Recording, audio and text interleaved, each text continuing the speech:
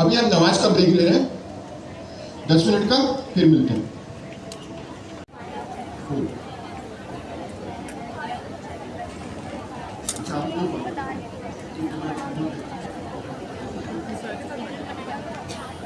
Post दिखाया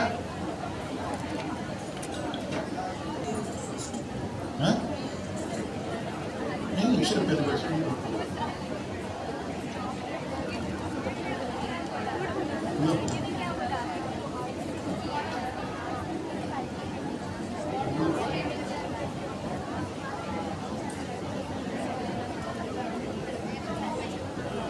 सबको अच्छी बकरीद गुजरी होगी। आप सबने होपफुली इतना गोश्त नहीं खा लिया होगा कि अस्पताल में। अच्छा, आगे चलते हैं। हम लोग भी काफ़ी माशाल्लाह टीमें अक्रॉस पाकिस्तान सारी प्रोग्रेस कर रही हैं। सबसे पहले तो हमने ये चेंज किया है जो आप पे भी फ़ौरन ही लागू है कि कोई पढ़ाई बगैर उसको जज किए कि पढ़ाई कैसी जा रही है नहीं होगी। अच्छा, मैं पूरे ये जो आपसे 20 दिन की छुट्टी रही है, पूरे इसमें मैं एक दिन भी छुट्टी नहीं की है। बकरीद के दिन मैं सिर्फ अपनी बहन को लेकर ज़रा, वो कुछ सिर्फ 2 रिश्तेदारों को घर गया था। मैंने कहा अभी पिछली वाली ईद पे 2 महीने पहले जा चुके हैं, दोबारा जाने की ज़रूरत नहीं है, टाइम नहीं है। तो मैंने सबके इम्तहान बना लिए। आपका इम्तहान जो बना है, अच्छा इम्तहान का सिस्टम ऐसा है कि मैं ये नहीं चाहता कि जो कंप्यूटर साइंस के ग्रेजुएट हैं वो नए बच्चों को बिल्कुल ही तहस नहस कर दें। सबको बराबर चांस मिलना चाहिए ना। और नया बंदा है उसको थोड़ा सा, तो क्या है कि हमने क्या किया, अभी आपको वैसे तो हमने 4 लेवल हैं इम्तहानों के, मगर अभी आपको वो सोचने की जरूरत नहीं है। इम्तहान का 2 लेवल है। लेवल 1 में 3 पेपर है, introduction to Python, advance Python, और तीसरा ओपन एआई एजेंट्स एसडीके, उसके अंदर थोड़ी प्रॉम्प्ट इंजीनियरिंग और उसके अंदर थोड़ी मार्कडाउन। अच्छा, मार्कडाउन क्यों? मार्कडाउन क्यों? इनपुट और आउटपुट सारा मार्कडाउन में होता है एलएलएम में। अगर आप देखें ना, कॉपी करें ना उसको, आंसर को यूं करके कॉपी नहीं करें, उसका जो बटन है ना कॉपी का, वो दबाएं तो आपको वो मार्कडाउन देगा, वो स्टैंडर्ड हो गया।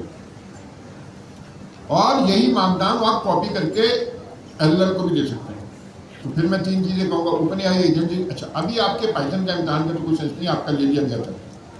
एक एडवांस पाइथन में बाद में लूँगा जब आप एजेंट बनाना सीखेंगे। अच्छा, और लेवल 1 में 3 पेपर है। 3 पेपर कौन से हैं, फिर रिपीट करता हूँ। 2 पाइथन के। अच्छा, वो आप पे 2 पाइथन वाले इतने लागू नहीं होते क्योंकि वो जो नए आ रहे हैं ना, अगले दफ़ा में कुछ आएंगे पूरे पाकिस्तान में जब आ रहे होंगे तो वो देंगे ज़्यादा। आप सिर्फ एक एडवांस पाइथन दोगे आगे चलकर। Number 2 open AI agent SDK, agent की आई है, उसमें ओपन एआई एजेंट एसडीके है, प्रॉम्प्ट इंजीनियरिंग है और मार्कडाउन है। थोड़ा मार्कडाउन और एक प्रॉम्प्ट इंजीनियरिंग थोड़ी ही है, असली तो ओपन एआई एजेंट एसडीके। अच्छा, फिर क्या है लेवल 2 में? ये 3 तो हैं मुश्किल वाले, एकदम अमेरिका के लेवल पे। इवन ये भी इम्तहान, ये मत समझिएगा लेवल 1 आसान है, ये गलत फहमी मत सोचिएगा, उस दिन क्लियर हो जाएगा। अभी सारे टीचर बाहर या किधर भी पीछे जहाँ भी है, कासिम भाई आए में, हमने एक एग्जामिनेशन बोर्ड भी बना लिया, वो उसको लीड कर रहे हैं एग्जामिनेशन बोर्ड को, तो वो अभी टीचरों का इम्तहान लेगा। वो पीछे हो रहा है इम्तहान, मेरे ख्याल से बाहर हो रहा होगा, ये कहाँ होगा जो भी। अच्छा, वो और सॉफ्टवेयर भी हमारा कंप्लीट हो गया है। assessment.university.org पे है, वो दिखाने की जरूरत नहीं है, वो देख अभी जब इम्तहान देने लगे वो सब बताएंगे आपको। और क्या हुआ, तो एक तो एग्जामिनेशन बोर्ड बनाया, एक पहला हमारा स्टार्टअप यूनिवर्सिटी हमने लॉन्च कर दिया है। आप लोगों के लिए बहुत अच्छी खबर है, विद इन 24 आवर्स 10 लाख का रेवेन्यू आ गया है। ये सब इंशाल्लाह हम ज्वाइंट ऑन करके, मैं जरा चिकन टिक्की ज़्यादा खाया करूँगा, आप लोगों की सेहत खराब हो जाएगी यार। क्योंकि ज़्यादा बकरे का गोश्त, गाय का गोश्त खाएंगे तो आप खराब हो जाएगी आपकी सेहत, तो मजबूरन आप लोगों की तरफ से मैं थोड़ा सा ज़्यादा खा लूँगा, मगर अब बुढ़ा भी होते जा रहा हूँ, मगर दिमागी तौर पे नहीं होगी। तो अच्छा, तो यूनिवर्सिटी भी लॉन्च किया, ये हमारा पहला स्टाफ है। तो हमारा क्या है, आप लेवल 1 देंगे, फिर लेवल 2, ये अभी लेवल 2 नहीं दे रहे, ये अभी पहले लेवल 1 दे रहे हैं ताकि इनको पता हो कि आप लोग का इम्तहान क्या आने वाला है, इनका कोई इम्तहान है जो आपका है। तो अब फिर ये लेवल 2 देंगे। अच्छा, लेवल 2 में ये 3 तो है, 3 के अलावा प्रोटोकॉल में का इम्तहान है, एमसीपी और एजेंट टू एजेंट प्रोटोकॉल का, फिर डिज़ाइन पैटर्न्स वगैरह का, तो 5 उसमें पेपर है। तो ये लेवल 1 हो गया, ये लेवल 2 हो गया। फिर लेवल 3 में हम क्लाउड पे चले जाएंगे। ये सब चीज़ें क्लाउड पे करें, बहुत बड़ी तादाद में हम, मतलब अगर हमें पीआईए का कॉन्ट्रैक्ट मिल जाए या कुछ मिल जाए तो हम कर सके ना, वरना लेवल 2 तक आप पीआईए का कॉन्ट्रैक्ट नहीं कर पाएंगे, आप छोटे कॉन्ट्रैक्ट कर पाएंगे क्योंकि क्लाउड पे नहीं हमने सीखा होगा ना तक। इंशाल्लाह लेवल 3 में हम क्लाउड पे भी सीखेंगे। अच्छा, फिर आपके जहन में ये कुछ नहीं होना चाहिए, लोग ऐसे उड़ाते रहते हैं, ये हो जाएगा वो हो जाएगा, लेकिन कुछ भी होगा इंशाल्लाह अल्लाह के हुक्म से। अगर मैं जिंदा हूँ तो कुछ नहीं है, कुछ भी सूरत हाल हुई तो हम सड़क पे पड़ो, कोई मसला नहीं। अब्दुल कदीर खान से मेरी मुलाकात हुई थी, वो भी सड़क पे पड़े। तो ये सब नखरे हैं, जो भी सूरत हाल होगी वो कुछ ना कुछ कर लेंगे, आप समझ लेंगे इंशाल्लाह। पहली बात तो होगी नहीं, मगर 1% मैं आपको गारंटी, मेरे हाथ में थोड़ी है कुछ। तो हमने क्या किया, लेवल 1 में 3 पेपर है, लेवल 2 में 5 पेपर है, हर चीज़ का टेस्ट होगा। अच्छा, हम दोबारा अटेम्प्ट करने की आपको इजाज़त देंगे, खुदा ना खासा नंबर कम रहे आ गया तो फिर 1-2 हफ्ते के बाद तैयारी करके दोबारा।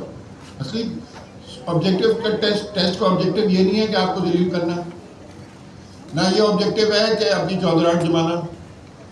मेरे से खुद कभी पढ़ाई नहीं होती जब तक मेरे ऑपरेशन में आए, जब तक मेरी इज्जत दाव पे नहीं लगती ना, मैं नहीं पढ़ाई करता, सही बता रहा हूँ आपको। जबकि मुझसे ज़्यादा पढ़ने वाला कोई है नहीं पूरे पाकिस्तान में, मगर फिर भी मैं नहीं पढ़ता। यार कल कर लेंगे, सुबह कर लेंगे, दोपहर कर लेंगे, शाम कर लेंगे, बाकी क्या कर। अच्छा, अभी हम देखते हैं, आज नहीं अगले हफ्ते देखेंगे, डिस्कशन करेंगे कि टेस्ट कब रखें, आज नहीं।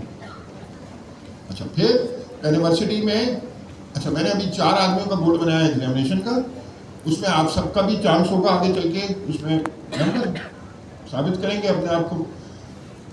यूनिवर्सिटी में हमने 3 लोगों को देखे, जब तक मैं कराची का हूँ, मैं वहाँ के लोगों को तो जानता भी नहीं था, उनसे तो कभी कभी मुलाकात होती है जब मतलब मैं पढ़ाने जाता हूँ। मगर नंबर लेवल 2 में एजेंटिक एआई में 3 लोगों के सबसे अच्छे नंबर थे। अच्छा, एक के तो अच्छे नहीं थे, बताऊँगा उसकी वजह, मगर उसको भी सिलेक्ट किया गया। एक जुनेद है लाहौर का, आपने उसका वीडियो देखे होंगे।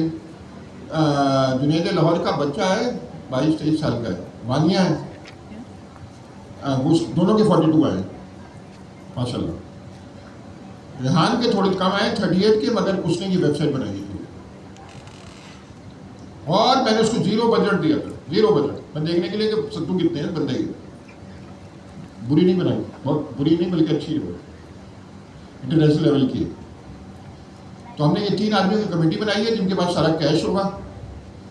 कैश में अभी पेनाक्लाउड के अकाउंट में सारे पैसे आ रहे हैं, फिर वहीं से डिस्ट्रीब्यूट होंगे, ऐसे जैसे लड़के कार्रवाई करेंगे।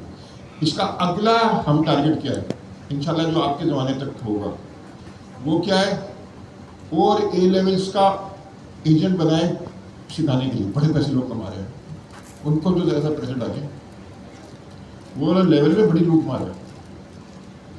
अभी तो मैं पाकिस्तान की बात कर रहा हूँ, आप सबको पता है ओ लेवल में और ए लेवल में कितनी लूट मार है। ऐसे टीचर्स हैं जो सिर्फ एक दिन के इम्तहान से पहले की क्लास का 50-50 हज़ार रुपये, एक दिन की क्लास का, क्योंकि कंपटीशन नहीं है। हमने AI, OA और ए लेवल के टीचर बना रहे हैं जो बाकायदा उससे गुफ्तगू करके उसको पढ़ा रहे हैं। और फिर हम एक प्लेटफॉर्म बनाएंगे। अच्छा, एजुकेशन में पहले क्यों जा रहे हैं? क्योंकि हमें वो पता है, हेल्थ केयर वगैरह में हमें पता नहीं है यार। अब मैं तो मुझसे कहो मेडिसिन में बहुत, दो चीज़ों में बहुत प्रॉफिट होने का चांस है शुरू में, हेल्थ केयर में और एजुकेशन में। मगर हेल्थ केयर हमारा फील्ड नहीं है ना यार, वो हमें समझ में नहीं आती है। उसको फिर डॉक्टर वगैरह साथ बिठाने पड़ेंगे, फिर डॉक्टर को AI नहीं समझ में आती, अजीब मुसीबत है। अच्छा, तो ये यूनिवर्सिटी लॉन्च हो चुकी है, अभी हमने कोई मार्केटिंग वगैरह नहीं की है, जीरो मार्केटिंग, सिर्फ मैंने एक शेयर किया है, तो उस पर तकरीबन क्लासें फुल हो गई, हम नए सेक्शन खोल रहे होंगे, तो ये होगा।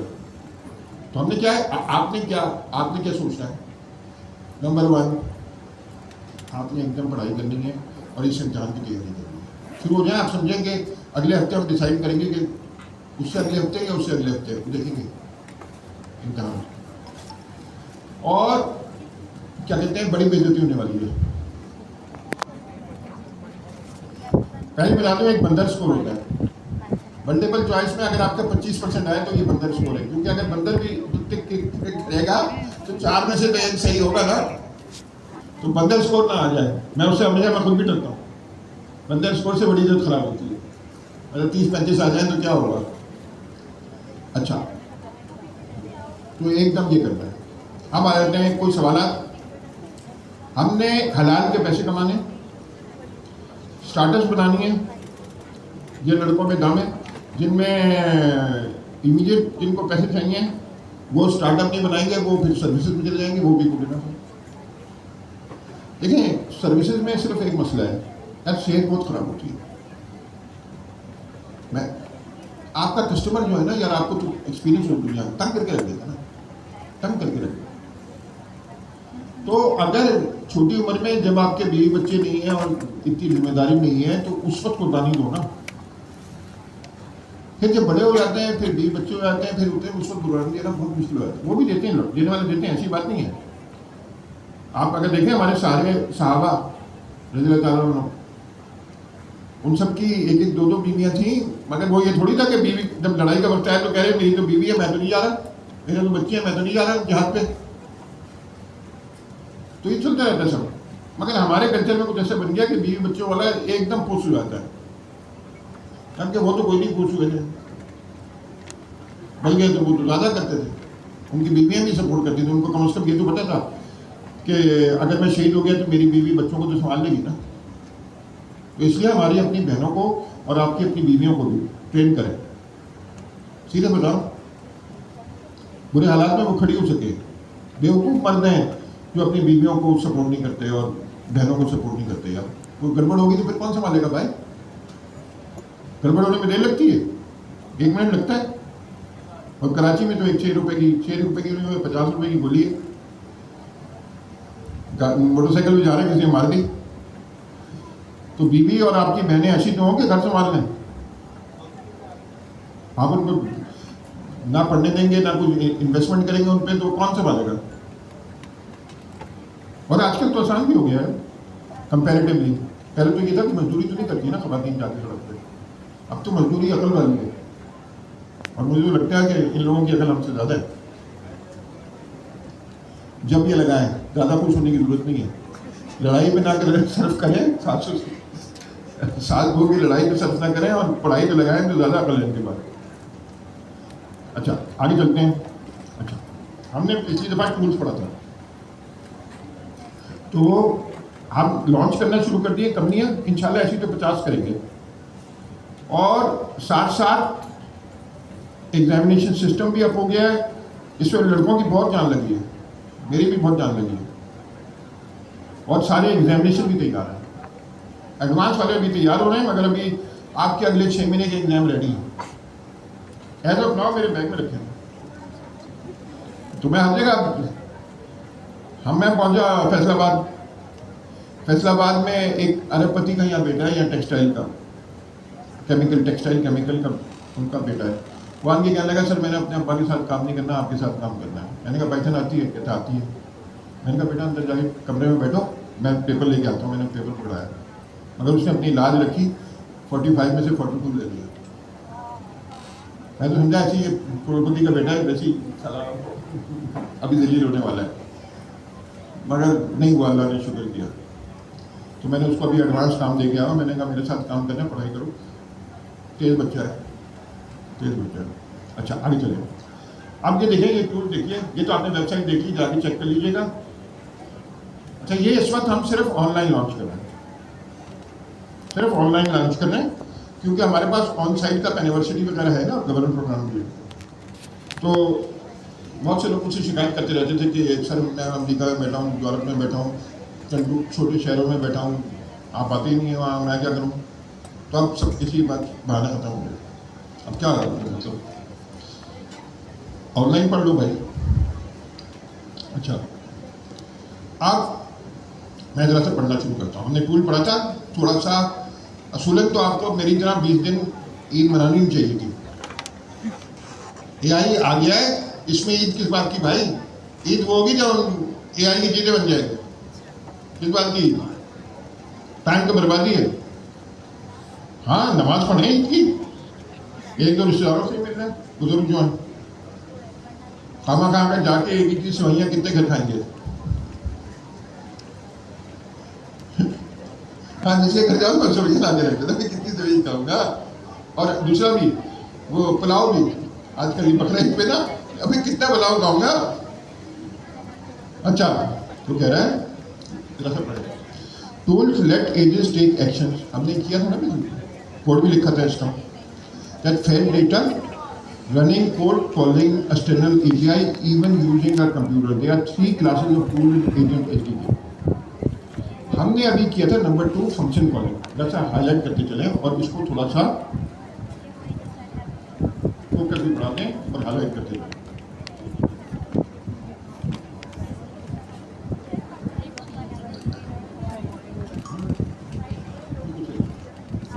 अच्छा, function calling, he is allowed to use any Python function as a tool. यह देखिए। अच्छा, फिर होस्टेड टूल में जो OpenAI आपको दे रहा है बने बनाए, मैंने ये पढ़ाया नहीं, क्यों?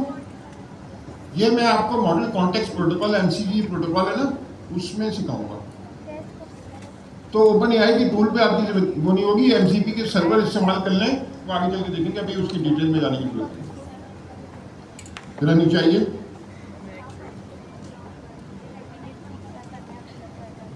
फंक्शन टूल में ये जरा सा कोड देखते हैं।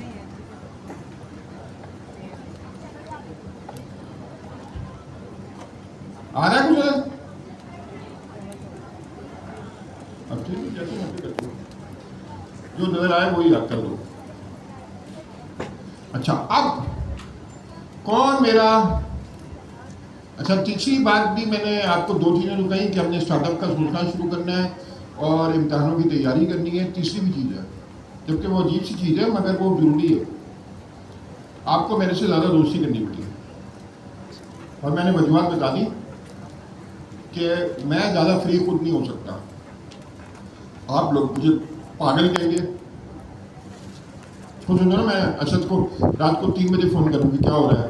मेरे सर को शादी वादी हुई नहीं है, इस साइको आदमी मुझे ही तंग करने को रह गया 3 बजे। और मैं 3 बजे इनको फ़ोन कर लूँ तो ये कहेंगी बुड्ढा ठरकी। अच्छा, मुझे ठरकी में एतराज़ नहीं है, वो तो सच है, बुड्ढे में एतराज़ है। तो आपको ही फ्री होना पड़ेगा मुझसे। अच्छा, फ्री होने का क्या तरीका है? फ्री होने का तरीका है काम देखो। मैंने डांस तो नहीं देखना ना आपका, काम देखना है। काम दिखाओ तो आस्ता आस्ता खुद ही रिपोर्ट बन जाती है और इम्तिहान में नंबर लो। अब ये साथ मेरे बैठा हुआ है, ये इंशाल्लाह 70 तो नहीं 90% मान देगा, तो एकदम नजर में खुद ही आ जाएगा। बातें करने वाले खुद ब खुद ही छड़ जाएंगे, कुछ करने की जरूरत ही नहीं है। अच्छा, अब देखिए इन्होंने ये रिवाइज करा रहे हैं। फंक्शन टूल है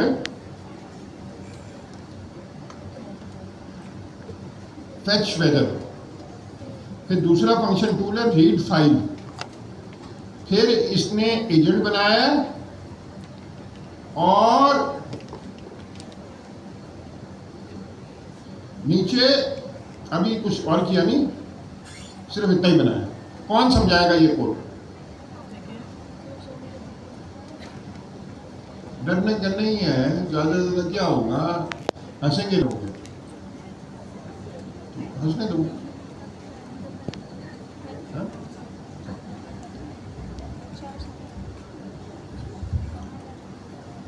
अस्सलाम वालेकुम।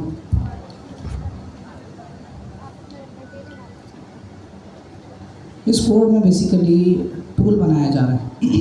हम एजेंटिक एआई पढ़ रहे हैं, एक ऐसा सिस्टम जो एलएलएम से जुड़ा हुआ है और वो हमारे बिहाफ पे यानी हमारे हुक्म के मुताबिक कोई एक्शन परफॉर्म कर सकता है। अब वो एक्शन अलग अलग तरह के होते हैं। वो एक्शन कैसे परफॉर्म करेगा, उसके पास कुछ टूल्स होंगे। इसको इस तरह समझ लें, आप इंसान हैं, आप एक एजेंट हैं, आपके पास दिमाग है, ये एलएलएम है। अब आपको जो अल्लाह ने हाथ और पाँव दिए ये आपके टूल्स हैं। आपको अगर कोई चीज़ उठानी है, कोई चीज़ पकड़नी है, तो वो आप टूल्स की वजह से करते हैं, टूल्स की मदद से आप वो कर सकते हैं। तो टूल्स एजेंट की आसानी के लिए वो काम कर सके, इसके लिए उसको प्रोवाइड किए जाते हैं। अब इस कोड को हम देखते हैं। सबसे पहले ये तो इम्पोर्ट्स हैं। कोई भी चीज़ अगर हमें मिसाल के तौर पे घर पे यूज़ करनी है तो उसको हम घर पे मंगाते हैं, तो इसी तरह हम प्रोग्रामिंग में इंपोर्ट करते हैं। अब यहाँ पे हमें वेदर का डेटा फैच करना है, तो उसके लिए हमने पाइथन का एक फंक्शन बनाया। ये कुछ भी नहीं है, पाइथन का एक फंक्शन जो आपने बनाना सीखा है वो है। फंक्शन हमारे नौकर होते हैं, जैसे सर जिया ने बताया था, आप उन्हें कुछ देते हैं, वो आपको कुछ देते हैं। तो ये पाइथन का फंक्शन है, पाइथन के फंक्शन का नाम है। यहाँ पे एसिंक्रोनस फंक्शन बनाने शुरू में एसिंक लिख दिया, ये रिटर्न क्या कर रहे हैं हमने ये लिख दिया। ये क्या चीज़ है? ये है डॉक स्ट्रिंग। डॉक स्ट्रिंग का मतलब, डॉक का मतलब डॉक्यूमेंटेशन, इसे पायडॉक्स भी कहते हैं, यानी ये पाइथन की डॉक्यूमेंटेशन है। अभी इस पर वापस आएंगे हम। इसी तरह हमने दूसरा टूल बना दिया रीड फाइल टूल, यानी एक फंक्शन बना दिया पाइथन का रीड फाइल। अब हमने दो फंक्शन बना दिए। अपना एजेंट जैसे हमने पिछली क्लास में अब तक बनाते आ रहे हैं, हमने एजेंट बना दिया। हम नाम देते थे, इंस्ट्रक्शन देते थे। अब एजेंट बनाने के बाद उसको अगर हमें टूल्स देने, ये बताना है कि हम टूल्स तुम्हें प्रोवाइड कर रहे हैं। सिर्फ टूल बनाना काफ़ी नहीं है, एजेंट को प्रोवाइड भी करना है। तो हम एक टूल्स का वेरिएबल है वो यूज़ करेंगे, उसके अंदर हम लिस्ट देंगे। अगर ये एक होता तब भी ये लिस्ट के अंदर ही आता, अगर ये 100 होंगे तब भी ये लिस्ट के अंदर आएंगे। तो हमने लिस्ट के अंदर दे दी। अच्छा, अब टूल बनाते हुए एक चीज़ और, यहाँ पे हमने पाइथन का फंक्शन बनाया। अब ये पाइथन का फंक्शन टूल बनेगा कैसे एजेंट का? ओपन है एजेंट एसडीके में जब हम आते हैं तो इन्होंने हमें एक डेकोरेटर दिया है फंक्शन टूल के नाम से, ये रहा। ये जब आप किसी भी फंक्शन के ऊपर लगा दोगे तो वो ऑटोमेटिकली आपके एजेंट के टूल के अंदर कन्वर्ट हो जाएगा। आपका जो फंक्शन का नाम है वो टूल का नाम बन जाएगा, जो इसका डॉक स्ट्रिंग है वो टूल का डिस्क्रिप्शन बन जाएगा। इसी तरह जो इसके पैरामीटर्स वगैरह हैं वो ये लोग, इन्होंने आगे नीचे 3 नाम लिखे हैं। एक लाइब्रेरी है जिसकी मदद से ये आपके फंक्शन के सिग्नेचर को देख के उसका पूरा स्कीमा बना रहे हैं। पीछे क्या नाम था, इंस्पेक्ट का मॉड्यूल है, जिससे फंक्शन का सिग्नेचर एक्सट्रैक्ट करते हैं। सिग्नेचर मतलब जो भी फंक्शन की बॉडी से पहले वो फंक्शन का सिग्नेचर कहलाएगा। क्या कह रहे हैं? तो ये पाइथन का हमने फंक्शन बनाया, इसमें हमने फंक्शन टूल का डेकोरेटर लगा दिया।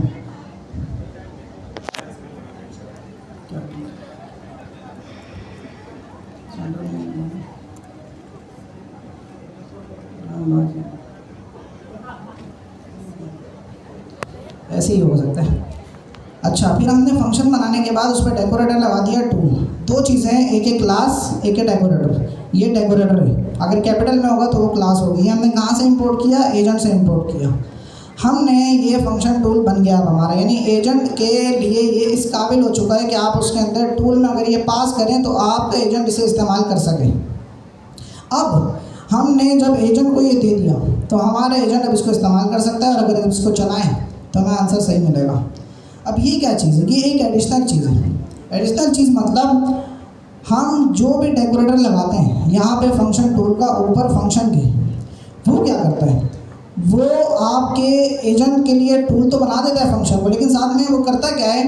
फंक्शन टूल एक क्लास है, ये रही, वो इस क्लास का इंस्टेंस बना देता है आपके टूल को। तो अब हम यहाँ पे ये कर रहे हैं कि चेक करवा रहे हैं कि अगर एज इंस्टेंस एक फंक्शन है, हमने चेक किया था, अगर किसी क्लास के इंस्टेंस को चेक करना है कि क्या ये इंस्टेंस किसी क्लास से बिलोंग करता है, तो हम इस तरह चेक करते हैं। अब हमने चेक किया इसका इंस्टेंस है, अगर इंस्टेंस है तो टूल का नाम प्रिंट करा दो जो कि फंक्शन का नाम है, टूल का डिस्क्रिप्शन प्रिंट करा दो जो कि डॉक स्ट्रिंग है, इसी तरह जेसन का स्कीमा प्रिंट करा दो, ये tool dot params Jason schema parameter से हमने निकाला, और ये हमने स्पेस के लिए किया होगा। और हमने फॉर लूप इसलिए चलाया क्योंकि हमारे पास टूल्स एक से ज़्यादा हैं, लिस्ट है। तो ये पूरा काम है। एजेंट है, एजेंट को हमने टूल्स प्रोवाइड किए, टूल बनाने के लिए फंक्शन टूल का डेकोरेटर यूज़ किया और उसने फंक्शन टूल का इंस्टेंस बना दिया। बाद में हम उसी टूल की डिटेल्स प्रिंट करवा रहे हैं। अच्छा, अब फैच वेदर और रीड फाइल कब कॉल करता है, कौन कॉल करता है? एलएलएम कॉल करता है। और कैसे कॉल करता है, अब ये समझना जरूरी है। हम ये कवर कर चुके हैं, मगर बीच में ब्रेक आया ना काफी दिन का। वो क्या है, आपने उसको ये भेजा रिक्वेस्ट, उसमें आपने ये बता दिया कि 2 टूल अवेलेबल हैं, और यही बता दिया कि उनके पैरामीटर क्या है, यही बता दिया उनकी रिटर्न टाइप क्या है। अब क्या हुआ कि जब आपने पैरामीटर बता दिया, रिटर्न टाइप भी बता दिया, वो उसके पास रिक्वेस्ट की, आपने सवाल पूछा कि who is the president of Pakistan, उसने इसको जवाब मालूम करने के लिए उसको टूल कॉल करने की जरूरत है नहीं, उसने डायरेक्ट जवाब दे दिया एक रिक्वेस्ट के लिए, रिस्पॉन्ड हुआ। अब आपने पूछा is it hot in Karachi, आजकल तो पूछेंगे भाई is it hot in Karachi, या उसने कहा टूल कॉल कर ली, क्या गेट वेदर, उसने कराची का वेदर पूछा नहीं है, उसने कहा कि ये टूल कॉलिंग करनी है, उसने जवाब दिया, अभी आपने सवाल किया, उसने जवाब दिया कह रही है फंक्शन कॉल करो कराची के पैरामीटर के साथ। उसने किसको कहा, आपको कहा, आपसे मतलब क्लाइंट ऐप को कहा। क्लाइंट ऐप ने क्या किया, ये फंक्शन है इसको कॉल किया कराची के पैरामीटर के साथ, और जो जवाब आया फिर तीसरे रिक्वेस्ट में उसको दूसरे रिक्वेस्ट में भेज दिया। अभी तक एक रिक्वेस्ट गई थी, एक रिस्पॉन्स आया था, फिर दूसरी रिक्वेस्ट गई, यानी तीसरा सीरीज में उसको भेजा क्या ये कराची का वेदर 42 है, उसने जवाब दिया it is very hot in Karachi, और वो आपने लिखा दिया कि 4 चीज़ों में 4 दफ़ा आगे पीछे। इसको कहते हैं एजेंट लूप। क्या कहते हैं, एजेंट लूप। एजेंट लूप में ये 4 दफ़ा आगे पीछे गया। अगर आपने ये भी पूछना हो कि कराची का नक्शा दिखाओ या कुछ और बताओ जिसमें रीड फाइल की भी जरूरत हो, तो फिर ये 6 बन जाएंगे कॉलें। और अगर आपने पूछा उससे कि ये बताओ कराची और लाहौर का टेम्परेचर कैसा है, तो फिर 8 बन जाएगी। इसी तरह करके ये जल्दी से अपने बराबर वाले को क्या क्या समझाना है, लफ्ज़ एजेंट लूप, टूल कॉलिंग, और ये फ्लो, टूल कॉलिंग का फ्लो जल्दी से अपने बराबर को समझा दें। 2 मिनट में फिर आगे चलते हैं। इसे दोस्ती भी बढ़ानी है, अभी टीवी भी बनानी है, क्रिएट करनी है।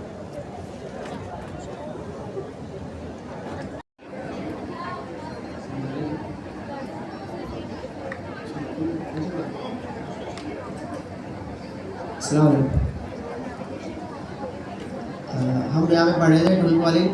टूल कॉलिंग बेसिकली क्या है, इसमें एजेंट्स को हम टूल्स देते हैं।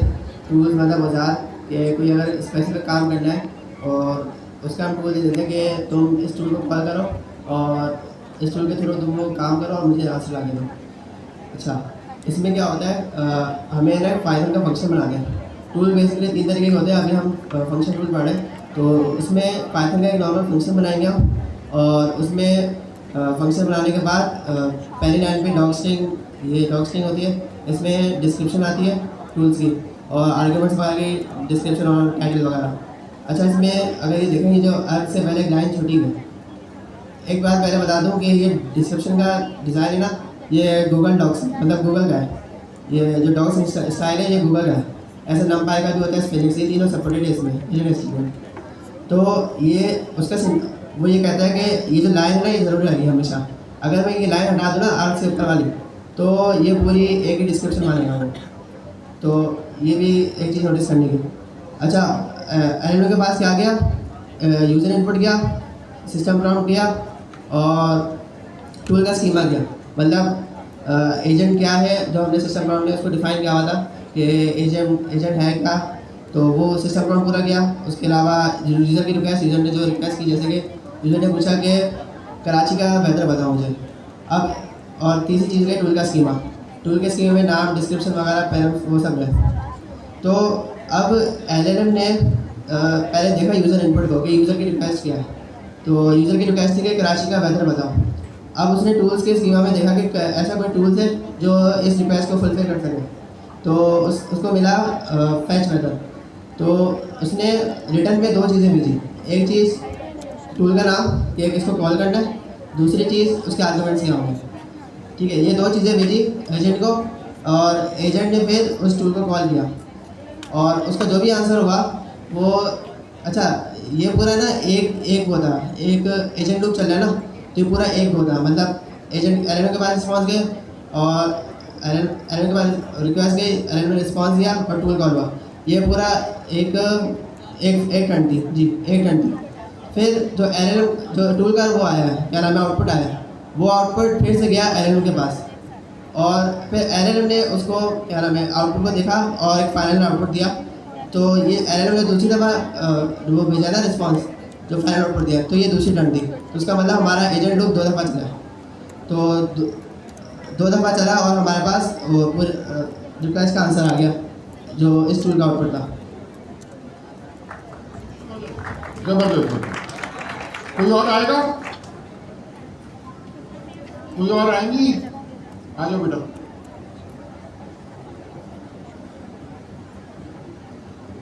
बोलना सीखना बहुत जरूरी है। लोगों को फेस करना ही तो एवरीथिंग है। धंधे में आपने कस्टमर को पटाना है, गलत से नहीं कह रहा, कन्विंस करना है। तो बोलेंगे नहीं तो कन्विंस कैसे करेंगे?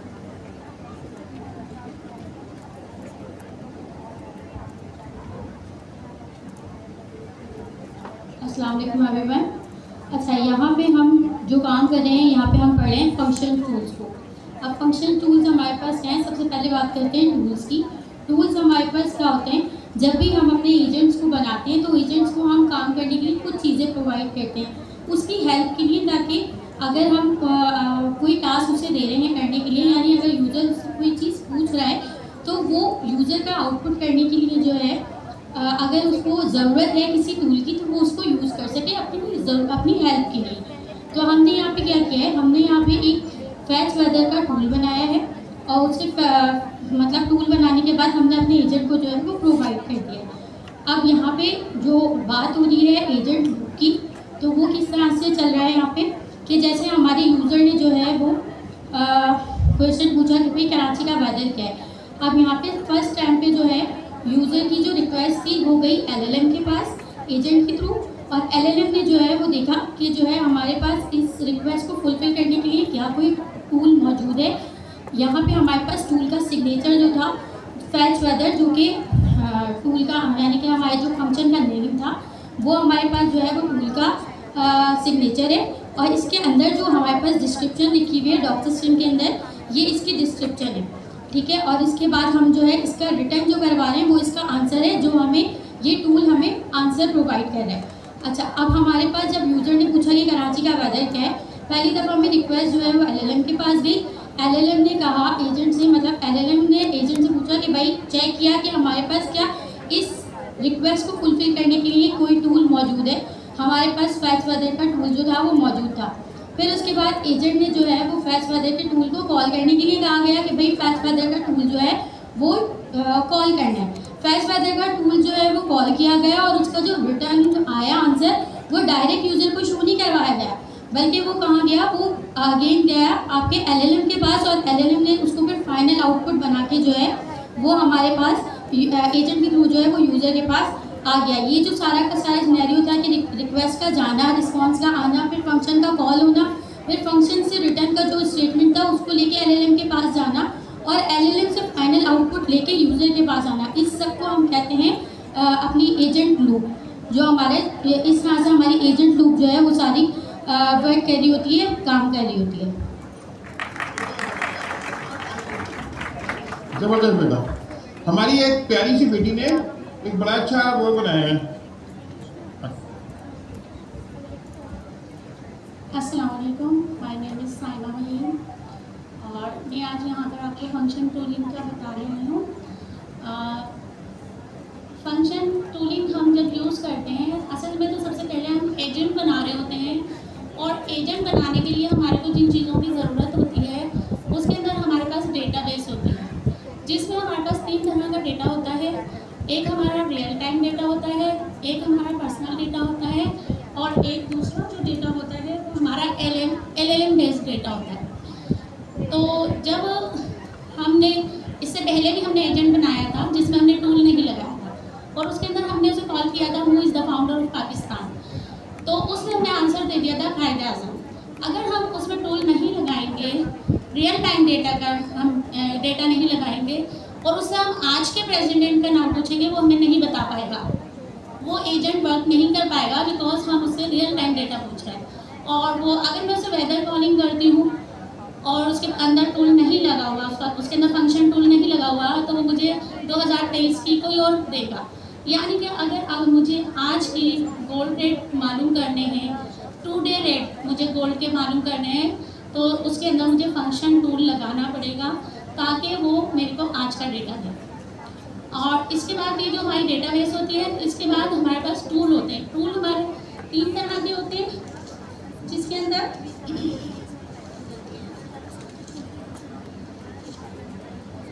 जी एक है हमारा होस्टेड टूल, फंक्शन टूल और एजेंट टूल।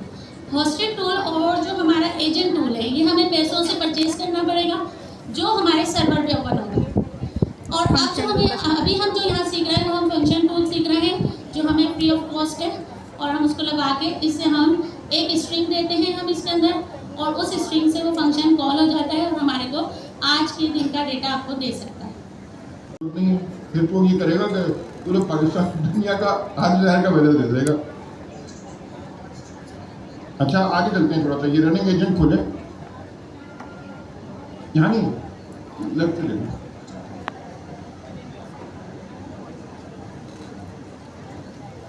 अच्छा, अभी हमने देखा कि ये लूप चला। अब ये लूप हमने कॉन्सेप्ट डिस्कस किया। ये लूप एक्चुअली चलता कैसे?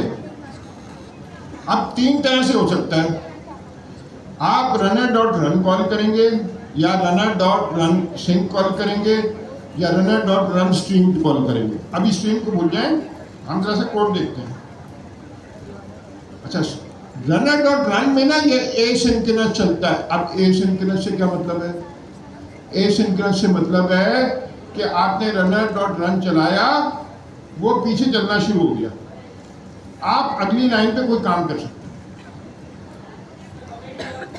अवेट लगा बिल्कुल, वहां तो रुक जाएगा मगर एक साथ बहुत सारे काम हो सकेंगे। अच्छा, अब ये runner.run ही देखते हैं। सिर्फ नीचे कोड देखो, आपने एजेंट बनाया। अच्छा, एजेंट बनाया और फिर क्या किया? अवेट लगाया, runner.run, उसमें एजेंट पास कर दिया और आपने कहा राइट है, वो जो भी आपने अपना सवाल पास कर दिया। ये सवाल भी तो अमेरिका के स्टाइल के पूछते हैं ना, समझ में नहीं आता कि सवाल क्या है। अच्छा, अब जो रिजल्ट आया ना, रिजल्ट में फाइनल आउटपुट आया और आपने उसको प्रिंट करा दिया। रिजल्ट और फाइनल आउटपुट, ये इस रिक्वेस्ट का जवाब जो आया है वो प्रिंट हो जाएगा। जी, मगर अब सवाल ये पैदा होता है कि मैं अगर इससे पहला सवाल ये करूं, माय नेम इज ज़िया, उसने कहा वेलकम ज़िया। फिर अगले में तीसरे में मैं सवाल पूछूं व्हाट इज माय नेम, तो असूलन तो उसको जवाब नहीं देना चाहिए क्योंकि स्टेटलेस है LLM, मगर देगा, वो कहेगा none your name is Zia. क्यों?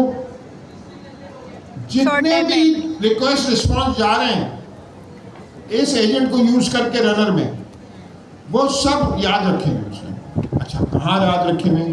तो हम आएंगे रिजल्ट्स देखेंगे। रिजल्ट्स,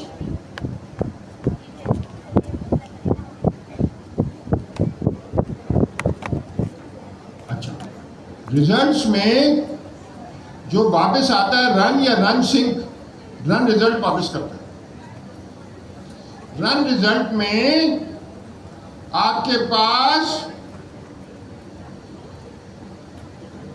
एक second,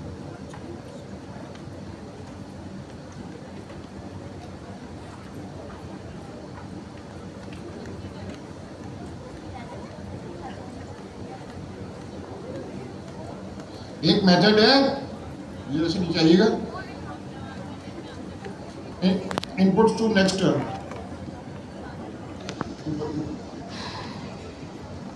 input for the next term.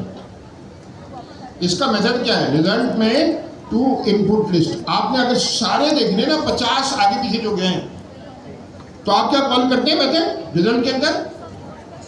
To input list. वो आपको जितने भी रिक्वेस्ट और जितने भी रिस्पॉन्स है वो खुद भेज रहा है आगे पीछे। अच्छा, फर्ज करें आपने ये क्लोज करना है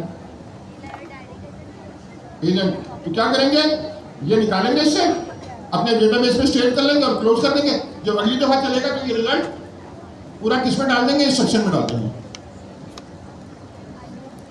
फिर उसके बाद सारी एड्रेस आ जाएगी। अच्छा, अब ये कहलाती है मेमोरी। ये जो चीज है ये शॉर्ट टर्म मेमोरी है।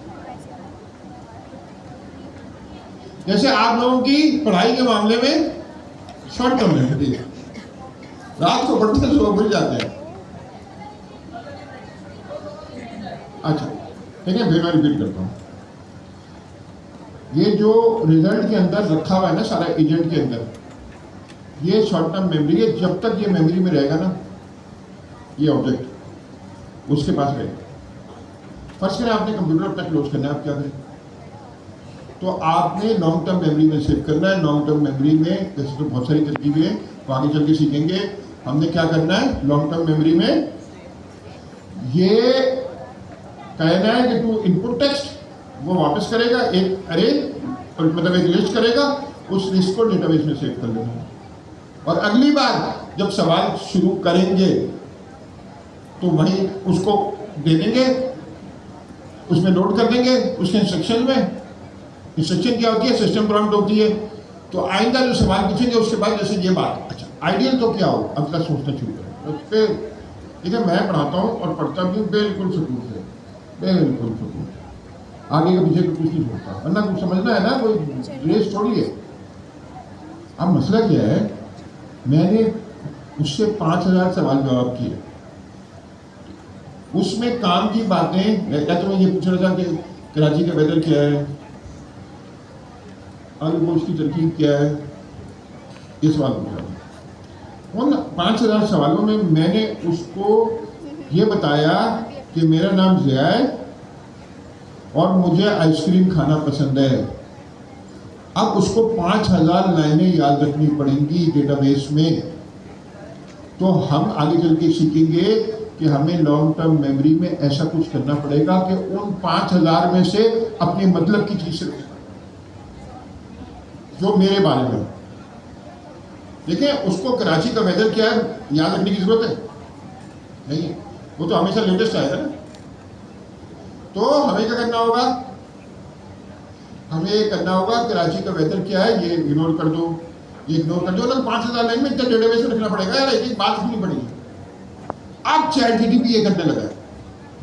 आप अगर कोई भी उसका वो खोले ना और उसमें कहते कि माय नेम इज ज़िया, तो कोई भी कन्वर्सेशन खोलेंगे उसमें उसको याद रहेगा कि ये ज़िया है। कैसे? उसने सिर्फ मतलब की चीजें निकाला, कॉन्टेक्स्ट से निकालेगा। मगर देखिए याद रखने की बात है, अभी हमें ज्यादा तफसील में जाने की जरूरत नहीं, सिर्फ अभी आपका दिमाग चला रहा हूं। देखें जो लोग हर, मैं आपके घर जाऊं, ये भी याद रखूं कि आपकी बेड पे सफेद चादर थी, थोड़ी सी गंदी थी।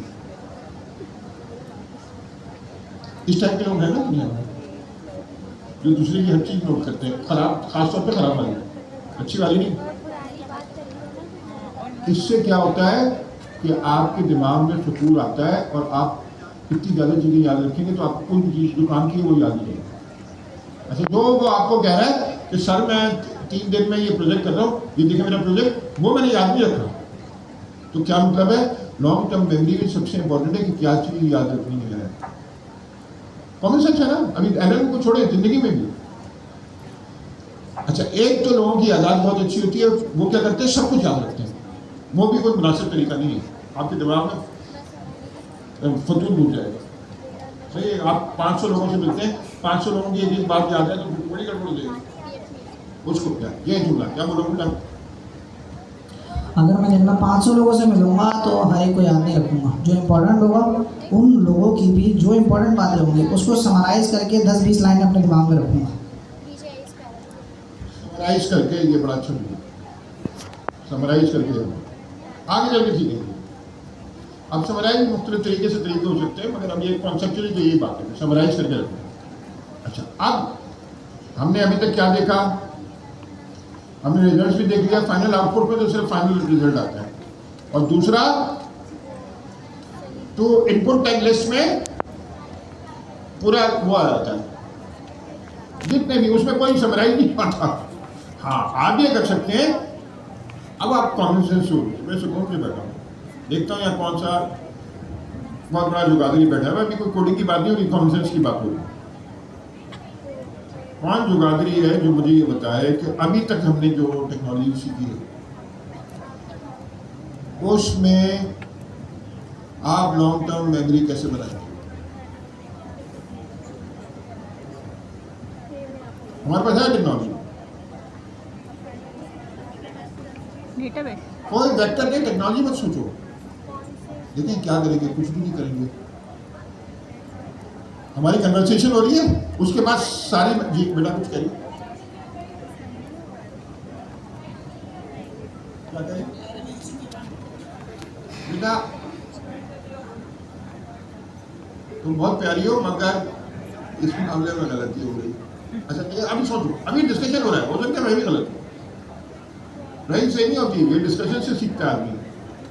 देखें, मैंने कन्वर्सेशन की, वो तो मेमोरी रख रहा है सारा। मैं सेशन क्लोज कर रहा हूँ, कंप्यूटर बंद करके कर जाऊँ। मैंने सेशन क्लोज किया, उससे पहले मैंने क्या किया, क्या कॉल किया? टू इनपुट लिस्ट, और मैंने एलएलएम को पास किया अलग से एक और कहा इसकी समरी बना दे। एलएलएम पहले वो तो समरी बना देगा, एलएलएम समरी बना देगा, वो समरी में डेटाबेस में रखूंगा, वरना तो मुझे 5000 लाइन सेव करनी पड़ेगी। तो एलएलएम से हर काम, चाहे वो गार्ड रेल हो, कुछ भी हो, वो एलएलएम आ तो गया है। जैसे आपकी अम्मी करती होंगी, बेटा ये कोई मेहमान आए ना, अपना नंबर बता रहा हूँ कि भाभी आपसे बहुत मिलकर खुशी हुई, ये मेरा नंबर लिख लिया। तो क्या कहेंगी? बेटा मेरा से नंबर लिख लूंगा। ऐसे होता है ना घर पे, आप सेकेंडरी है ना अम्मी की। अच्छा बेटा, वो कोई अच्छा आलू गोश्त की तरकीब बता रहा है, अम्मी को पसंद आई आपकी, बेटा मेरे से इनसे रेसिपी लिखो। वो थोड़ी कुछ करती है, हमारे साथ भी क्या है, कुछ भी कराना है काम जिसमें अकल चाहिए हो, एलएलएम से करना। तो फिर क्या करेंगे, वो समरी बना के रख ली। अगली बात चैट जीपीटी को ये नहीं पता कि जब मैं इंस्ट्रक्शन में लिख रहा हूँ, उससे कह रहा हूँ अभी तक जो कन्वर्सेशन हुई इसकी समरी ली, मेमोरी आ गया, हमने मेमोरी बना ली।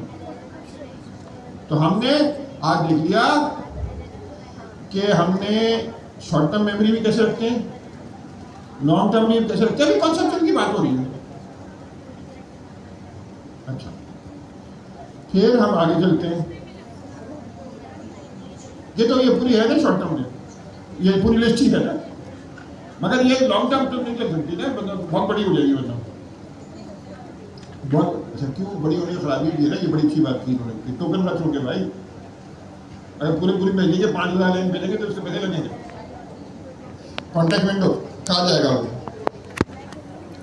अच्छा, इस वक्त जब हमने किया ये जिक्र, ये जरा हर कॉन्टैक्ट विंडो समझाओ।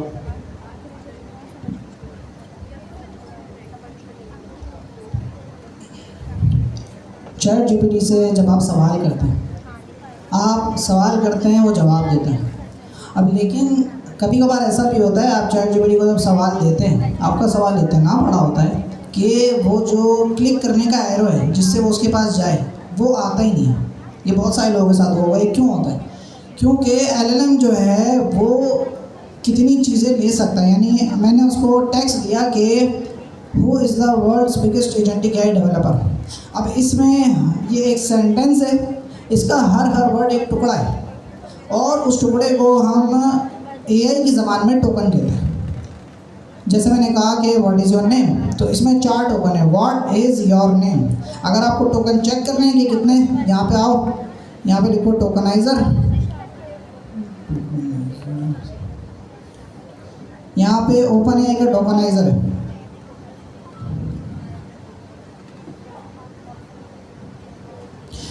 यहाँ पे आपने जो भी टेक्स्ट डालेंगे, जैसे मैंने लिखा कि माय नेम इज़ अब्बास, तो यहाँ पे देखो ये बता रहे हैं 5 टोकन है। अब 5 क्यों है? क्योंकि ये अब्बास इंग्लिश का वर्ड नहीं है, शायद इसको ए और बी को अलग कंसिडर कर रहा है, बी ए एस को अलग कंसिडर कर रहा है।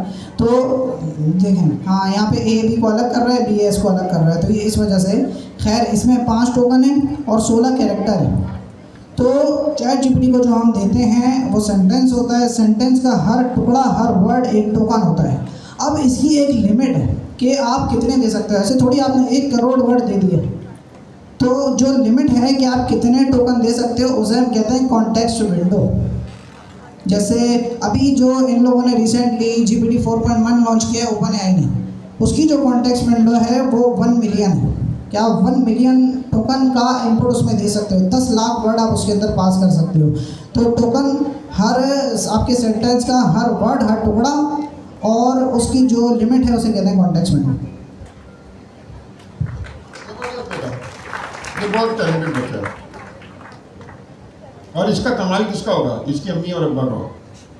इसको हम क्रेडिट देने को तैयार नहीं। सब कुछ वालिदैन होता है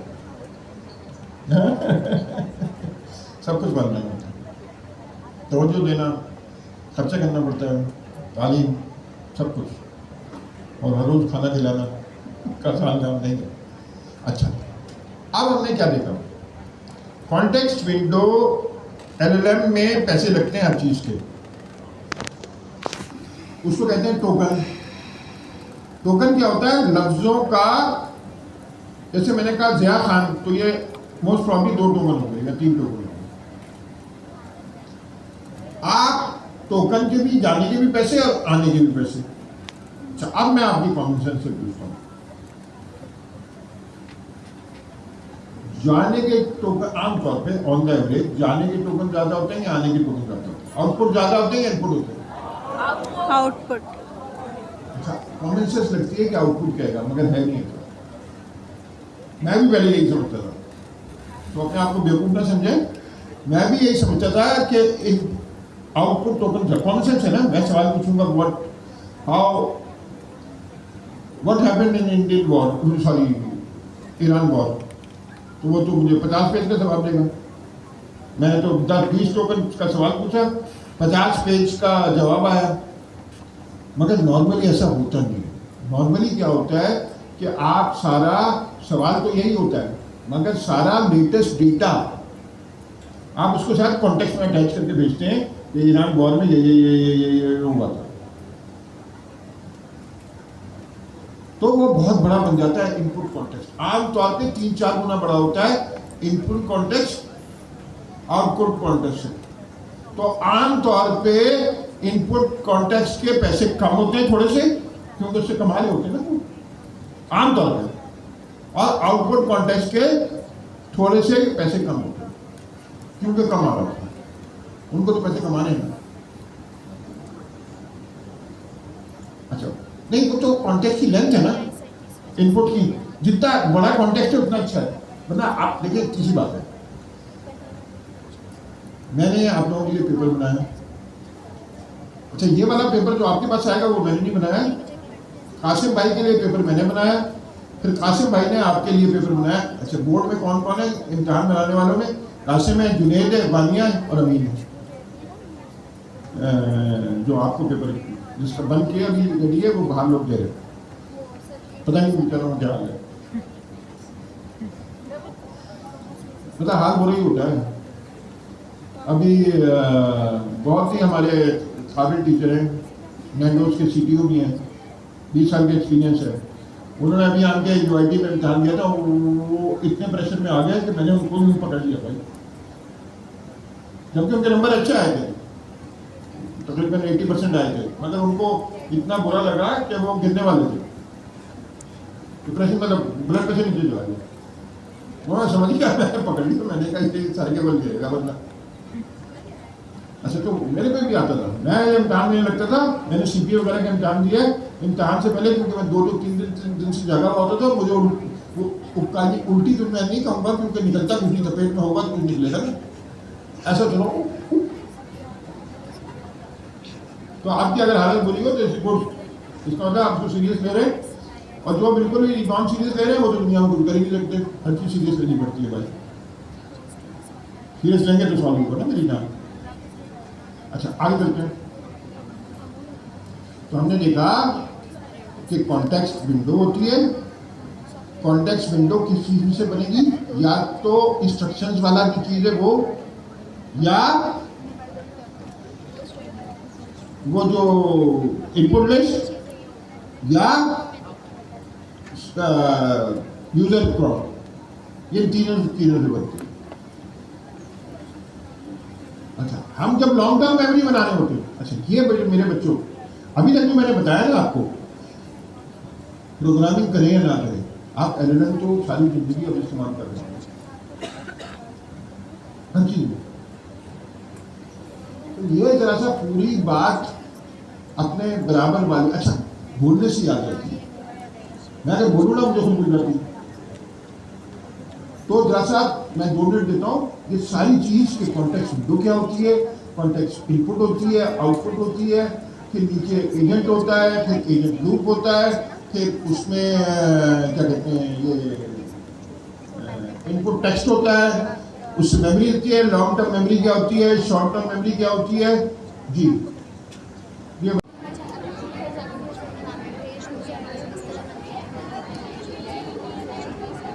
अच्छा, पहले हेड ऑफ क्या बुलाया ये समझाएगा मैंने।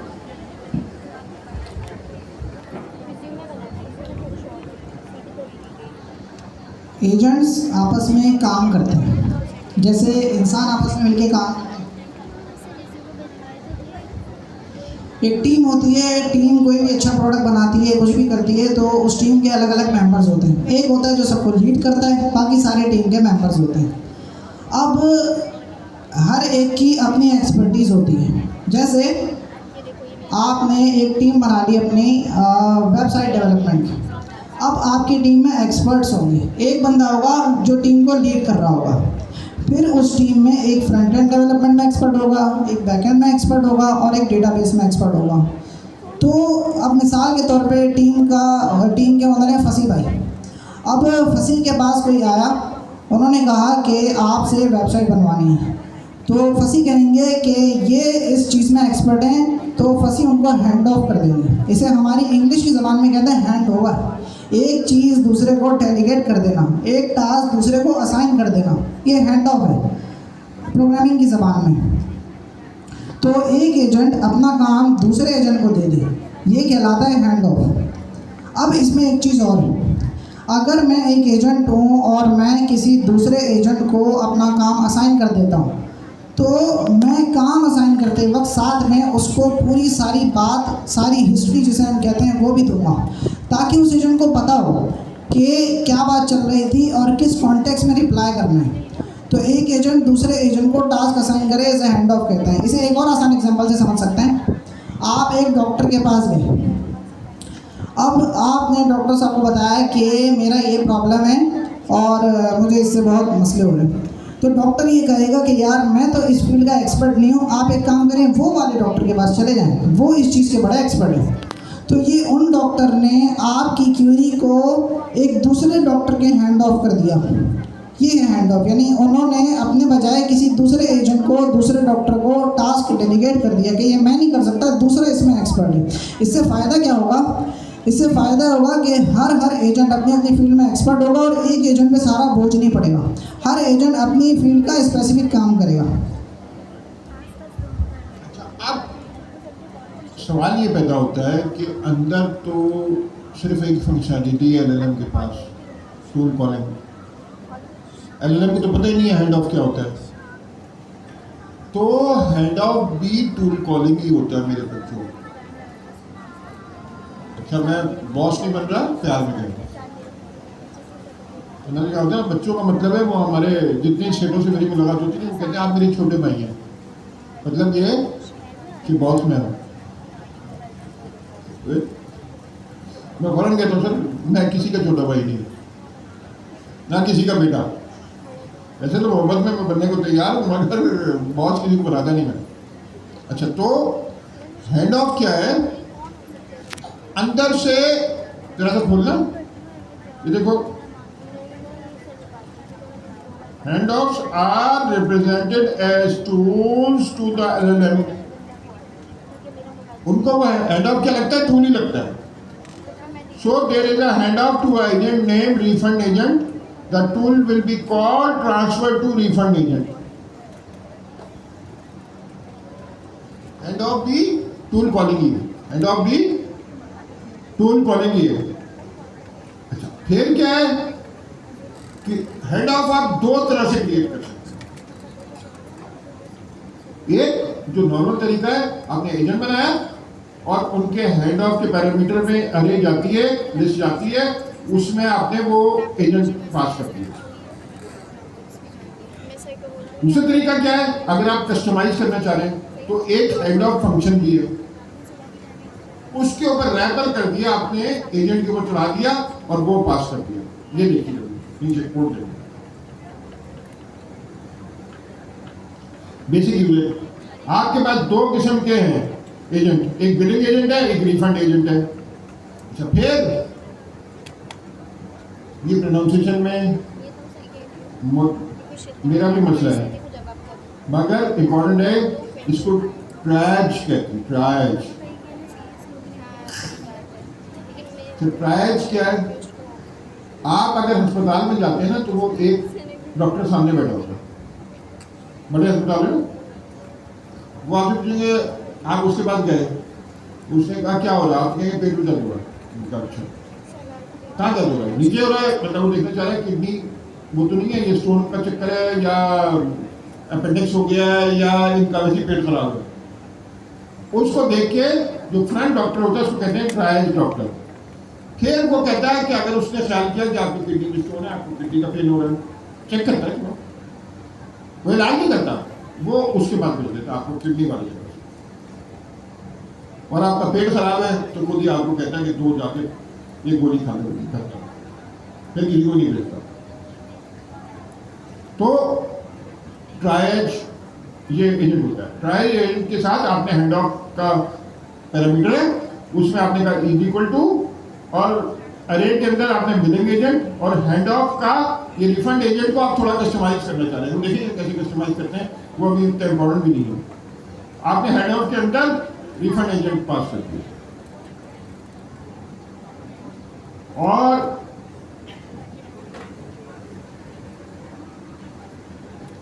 बेसिकली आपको चाहिए कि इंस्ट्रक्शंस के अंदर ये बता भी दें कि ये दो एजेंट्स अवेलेबल हैं और आप जब मुनासिब समझें इनको कॉल करें। तो हमने ये देखा कि ये हैंड ऑफ हो गया। अब हम अगला देख रहे हैं कॉन्टेक्स्ट मैनेजमेंट। हमें टूल नहीं बनाना,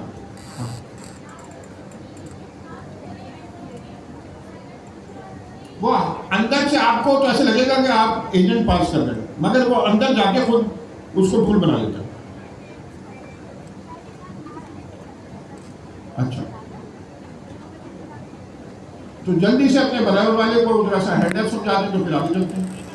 उसने बोला मुझे सर में दर्द है, तो उसने जो सर का दर्द ठीक करता था उस वाले डॉक्टर के पास हैंड ऑफ कर दिया उस एजेंट को, उस पेशेंट को जो क्यूरी थी।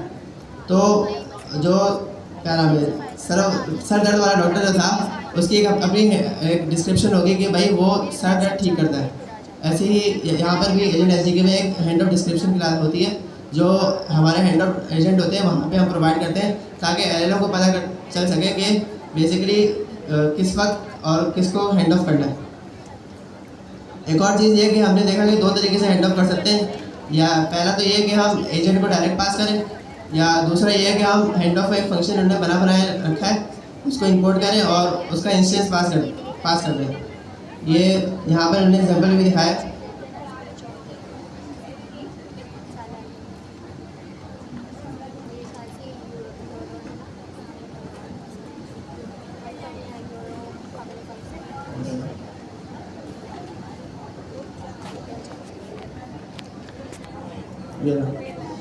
तो इन्होंने बिलिंग एजेंट को डायरेक्ट पास किया हुआ है। अच्छा, एक चीज़ समझने की यहाँ पे ये है कि बैकएंड में ना जाके ये हैंड ऑफ का इंस्टेंस ही बनेगा। हैंड ऑफ एक हमारे पास एक क्लास होती है, ये हैंड ऑफ फंक्शन जो है वो उसका इंस्टेंस रिटर्न करता है। ये जो हमने डायरेक्ट एजेंट पास किया हुआ है ना, तो ये भी पीछे जाके इसको हैंड ऑफ एजेंट का हैंड ऑफ का इंस्टेंस ही बनेगा। वो कैसे बनेगा? रनर के अंदर एक क्लास है गेट हैंड ऑफ के नाम से, वो इसको इंस्टेंस बना के दे देगी। तो हैंड ऑफ में होता क्या है कि हम एक एजेंट से दूसरे एजेंट को हैंड ऑफ कर देते हैं, और जो पहला एजेंट होता है जो हैंड ऑफ करता है उसके पास फिर एक्सेस नहीं रहता। ये नहीं कि वो लीड कर रहा है, कि वो लीड भी कर रहा है और दूसरे को काम भी दे रहा है। मतलब एक ये कंडीशन भी आती है ना कि मैंने एक बंदे को काम दिया और उसने जो काम किया, काम करके लाके मुझे वापस दिया, ऐसा नहीं है। हैंड ऑफ में होता है कि पूरा कंट्रोल उसके पास चले जाता है। जैसे कि मैंने हैंड ऑफ कर दिया एजेंट ए से एजेंट बी को, तो अब एजेंट बी का काम है आगे काम संभालना, एजेंट ए का इसमें आगे कोई रोल नहीं होगा। और बस यही है हैंड ऑफ फंक्शन जो है, इसके कुछ फ़ायदे भी हैं। इसमें हम एक्स्ट्रा चीज़ें भी ऐड कर सकते हैं, और जैसे कि इनपुट टाइप हो गई, ये आगे हम पढ़ेंगे। एक और हैंड ऑफ का फंक्शन होता है, वो भी बात कर सकते हैं। इनपुट फिल्टर एक चीज़ है, वो एक फंक्शन होता है। उसमें क्या होता है कि जैसे कि हम चाह रहे हैं कि एजेंट ए है वो सारी, जब एजेंट ए एजेंट बी को हैंड ऑफ करते ना, तो पीछे जितनी भी रिपोर्ट होती है ना, जितनी भी कन्वर्सेशन होती है, वो सारी देते हैं एजेंट बी को कि भाई पहले ये कन्वर्सेशन वगैरह थी, ये मैंने तुम्हें हैंड्स ऑफ कर रहा हूँ और ये सारी रिपोर्ट है। अगर हम चाह रहे हो कि भाई सारी रिपोर्ट ना दें, कुछ उसमें से हम कुछ फ़िल्टर करने चाह रहे हैं, तो एक फंक्शन होता है ऑन फिल्टर के नाम से, तो वो हम बनाते हैं। वो हैंड ऑफ के फंक्शन के अंदर पास करते हैं, तो वो क्या करेगा, वो एजेंट बी तक एक्सेस आने से पहले हमारे इनपुट को फिल्टर कर देगा।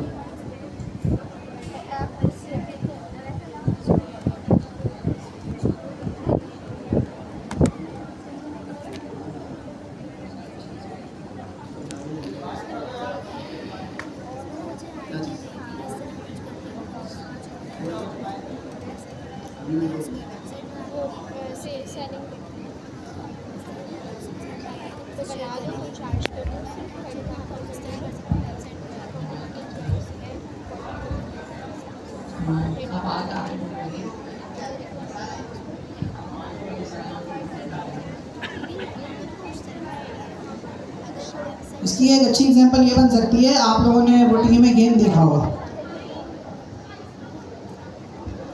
इसकी एक अच्छी एग्जांपल ये बन सकती है, टीवी में आपने गेम देखा होगा कि जिसमें एक आदमी भागता हुआ जाता है, वो किसी स्टेज तक पहुंच जाता है। जब वो वहाँ पहुंचता है तो वहाँ पहुंचने के बाद उसके हाथ में कुछ होता है, वो आगे वाले आदमी को दे देता है। फिर वो उस चीज़ को लेके वो आगे जाता है और वो आगे वाले को दे देता है। किसी को नाम पता है गेम का? क्या नाम है? नाम पता है किसी को? खैर, तो वो गेम हैंड ऑफ की अच्छी मिसाल है। आप ये समझ सकते हो कि जो इंसान भाग रहा है पहला, वो एजेंट है, और जो उसके हाथ में चीज़ है वो यूज़र की क्यूरी है। जब आपने उसको कोई क्यूरी दी तो वो लेके जाएगा और वो दूसरे एजेंट को पास कर देगा। तो इस तरीके से भी याद रखा जा सकता है हैंड ऑफ। तो इसमें ये है कि हम इस फंक्शन को कॉल करते हुए उसमें कुछ ज़्यादा ही कस्टमाइजेशन कर सकते हैं। एक तो सिंपल एंड ऑफ था, एक कीवर्ड के अंदर हम क्या करते थे, सारे अपने एजेंट्स को पास करते, वो बिहाइंड द सीन उसको खुद से जाके संभालता, खुद से जाके टूल कॉल करके सारा काम करता। लेकिन एंड ऑफ फंक्शन में क्या हुआ कि हम उसके साथ कुछ ज़्यादा एक तरीके से कस्टमाइजेशन वगैरह कर सकते हैं। जिस तरीके से टूल डिस्क्रिप्शन ओवरराइड हो गया, तो ये बाद में हम इन चीज़ों को सही से समझेंगे।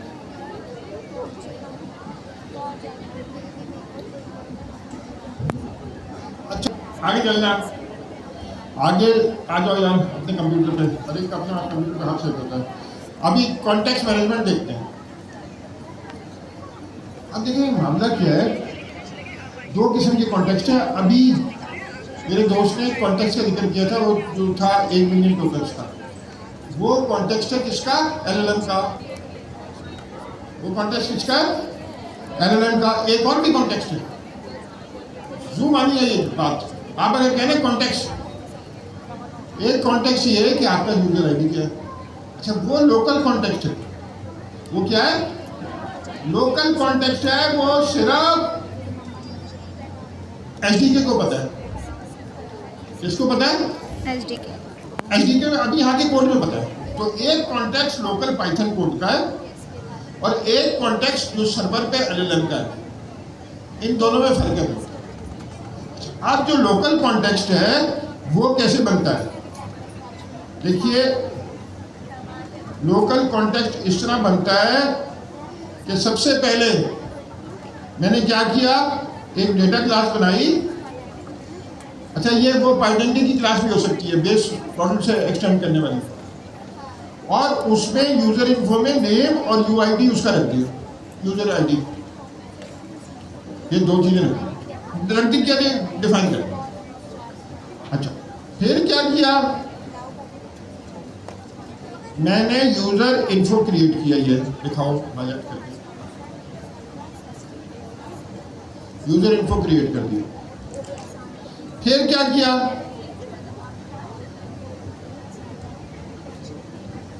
ये देखिए कॉन्टेक्स्ट मैंने पास किया। जब मैंने रन कॉल किया ना, उसमें यूजर इन्फो पास कर। अब जहां भी कॉल होगा, मिसाल के तौर पर टूल के अंदर, तो ये यूजर इन्फो इन्फॉलेबल होगा। कैसे? नीचे देखते हैं। हर जगह ये आपके पास अवेलेबल होगा। ये देखिए फंक्शन टूल में फैच आपने का यूजर एज। अच्छा, तो इस पे रैपर ये ऑब्जेक्ट है और इसमें क्या है, रन कॉन्टेक्स्ट रैपर और यूजर इन्फो उसके नीचे अंदर है। यूजर इन्फो इसके अंदर है। तो मैंने कहा रैपर डॉट कॉन्टेक्स्ट और उसके अंदर वेरिएबल है नेम और यूआईडी। मैंने नेम निकाल सकता हूँ, कुछ भी कर सकता हूँ। हर जगह लोकली मेरे पास अवेलेबल होगा। क्यों? मैंने रनर डॉट रन के अंदर कॉन्टेक्स्ट में ये पास कर दिया।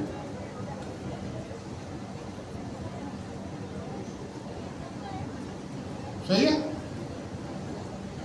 बिल्कुल, ये लोकल कॉन्टेक्स्ट हो गया। और एलएलएम का कॉन्टेक्स्ट क्या है? वो इंस्ट्रक्शन में जाता है, वो इंस्ट्रक्शन में जाता है। और एक और तरह से भी जा सकता है। एक इंस्ट्रक्शन के अलावा वेरिएबल है इनपुट के नाम से, उसमें भी जा सकता है। अच्छा, पहले आप दोनों में से कौन ये रिवाइज कराएगा? चलो, और फिर आप अपने सारे दोस्तों को, इतनी देर में बाहर अभी चेक करके आया हूँ, माशाल्लाह माशाल्लाह 2-3 टीचरों के 85 तक आ चुके हैं। अभी बाकी तो दे रहे हैं।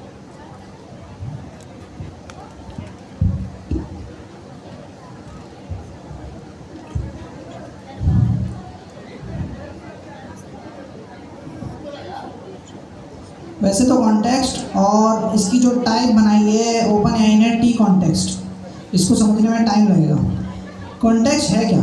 सबसे पहले हम ऊपर आते हैं। देखो, कॉन्टेक्स्ट दो तरह का है। एक तो वो कॉन्टेक्स्ट है, कॉन्टेक्स्ट यानी कि डेटा।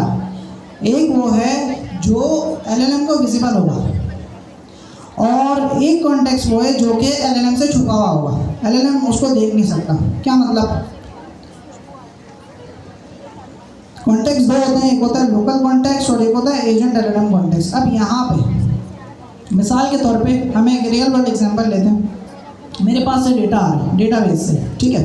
डेटाबेस से मेरे पास डेटा आ रहा है, वो इस स्ट्रक्चर में आ रहा है कि यूज़र की इन्फॉर्मेशन है, उसमें यूज़र का नाम है, यूज़र की आईडी है, यूज़र का पासवर्ड है। अब चैट जीपीटी या किसी भी जगह में यूज़र को शो कराना चाहता हूँ कि हेलो, उसके बाद है यूज़र का नाम। जैसे मैं हूँ तो हेलो अब्बास, ये है तो हेलो फसील। अब मैं इस तरह का कुछ लगा दूंगा कि एक मैं फंक्शन बनाऊंगा, फंक्शन टूल अभी हमने देखा। एक मैं फंक्शन बनाऊंगा, फंक्शन में मैं कह दूंगा कि तुम्हें यूज़र को इस तरह क्रिएट करना है। अब ये कॉन्टेक्स्ट है, यानी कि डेटा है। डेटाबेस से मेरे पास डेटा आ रहा है उसमें से डेटा निकलवा के मुझे शो कराना है। तो मैं ये चाहूँगा कि जो डेटा मुझे शो कराना है सिर्फ वो नज़र आए। ऐसा ना हो कि मेरे यूज़र की जितनी इन्फॉर्मेशन है, इसमें हो सकता है यूज़र का पासवर्ड हो सकता है यूज़र की कोई प्राइवेट इन्फॉर्मेशन हो, कुछ भी हो सकता है। तो ये सारा डेटा मुझे एलएलएम से छुपाना है, मुझे एलएलएम को नहीं दिखाना। एलएलएम को अगर मैंने दिखा दिया, सबके पासवर्ड एलएलएम को पता लग गए, फिर हो सकता है कल को आप जाके ChatGPT से पूछें कि फलां बंदे का पासवर्ड क्या है, वो आपको निकाल के दे सकता है। तो एलएलएम से ये डेटा हमें छुपाना है, उसे शो नहीं करवाना। अब हमने क्या किया, हमने एक रन कॉन्टेक्स्ट रैपर जो है वो लगा दिया यहाँ पे फंक्शन के अंदर। ये है रैपर, यहाँ पे नाम आप कुछ भी रख सकते हो, अपना नाम रख देना। अब इसकी टाइप होगी रन कॉन्टेक्स्ट रैपर। हमने क्या किया, हमने एक क्लास बनाई, ये है हमारा डेटा स्ट्रक्चर कि इस फॉर्म के अंदर हमारा डेटा रखा हुआ है। इससे फिर हमने बनाया डेटा कि एक यूज़र है, जैसे डेटाबेस से डेटा आ रहा है, मैंने मिसाल दी, एक यूज़र है, उसका नाम है, उसकी आईडी है, पासवर्ड और बहुत सारी डिटेल्स हो सकती हैं। अब मैंने यूज़र से इनपुट में सवाल पूछा, इनपुट किसी ने पूछा था यहाँ से। इनपुट मतलब यूज़र का जो क्वेश्चन होता है, जो सिस्टम का क्वेश्चन होता है उसे इंस्ट्रक्शन यानी कि सिस्टम प्रॉम्प्ट कहते हैं। तो ये इनपुट यूज़र का क्वेश्चन है। अब मैंने इससे पूछा कि यूज़र की एज क्या है, यूज़र की एज मुझे शो करवानी है। तो मैं कॉन्टेक्स्ट के अंदर से यूज़र की एज निकाल सकता हूँ।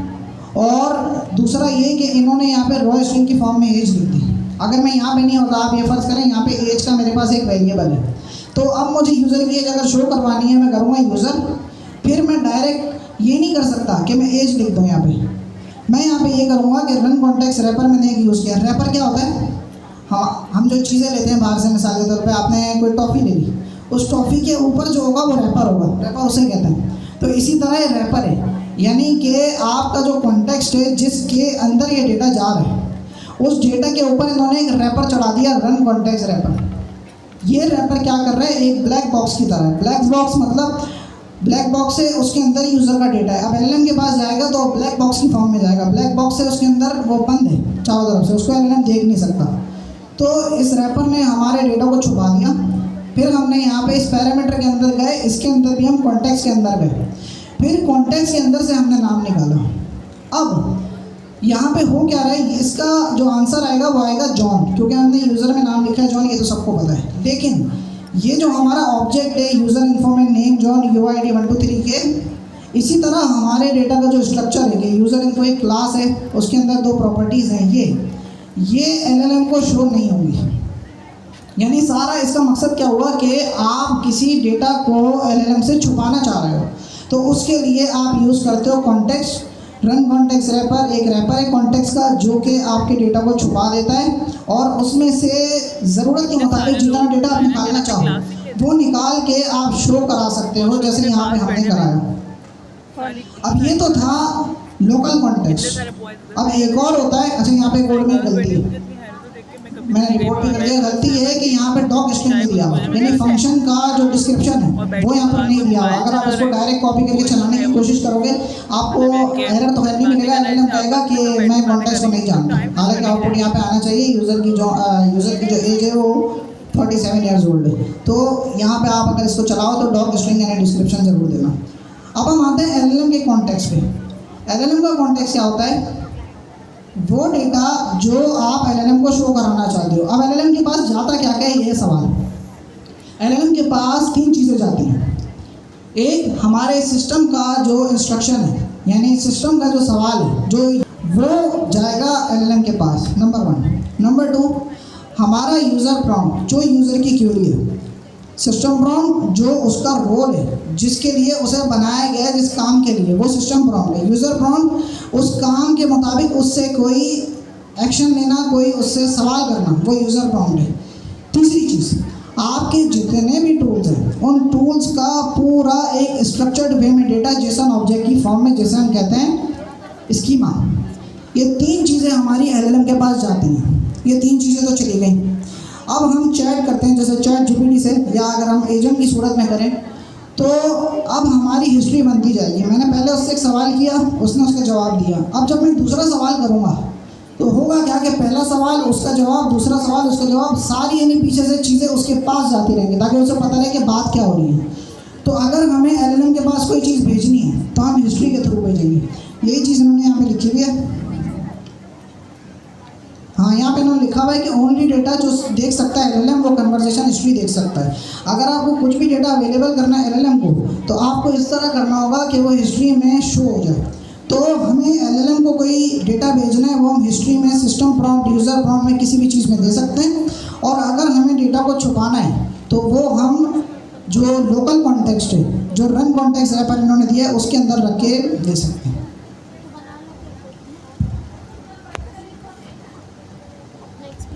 जी, इन्फॉर्मेशन हो गई। इसी तरह मेरी एप्लीकेशन के 1000 यूज़र्स हैं, उन 1000 यूज़र्स की जो भी डिटेल है वो मैं एलएलएम को थोड़ी दूंगा, तो इसीलिए जी जी बिल्कुल सही।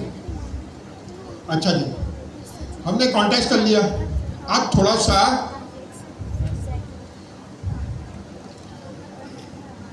वो करते हैं गार्डरेल्स।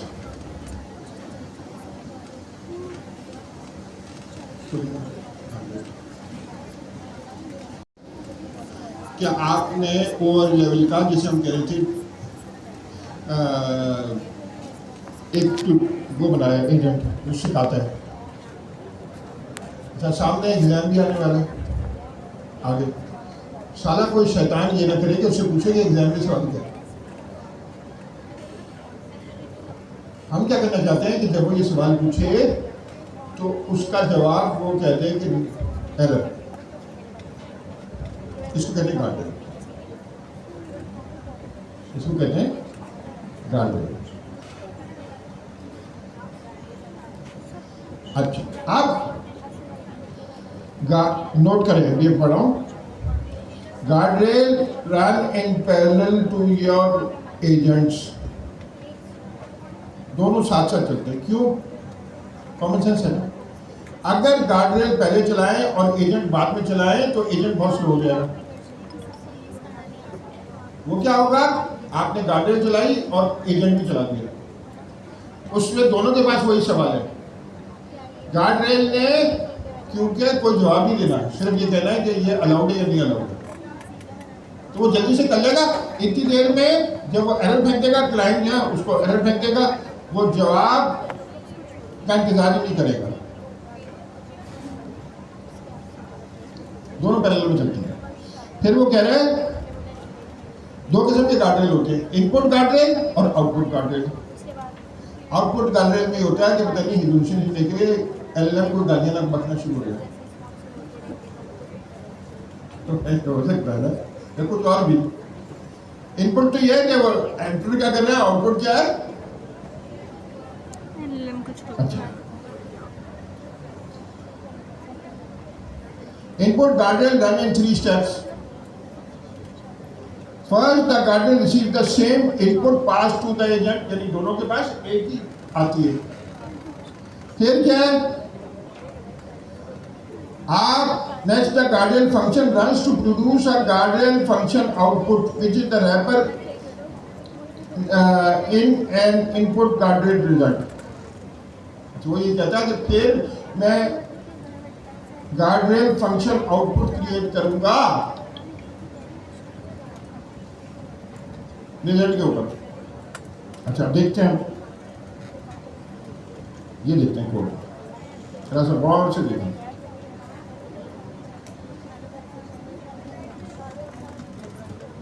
इसमें क्या है कि हम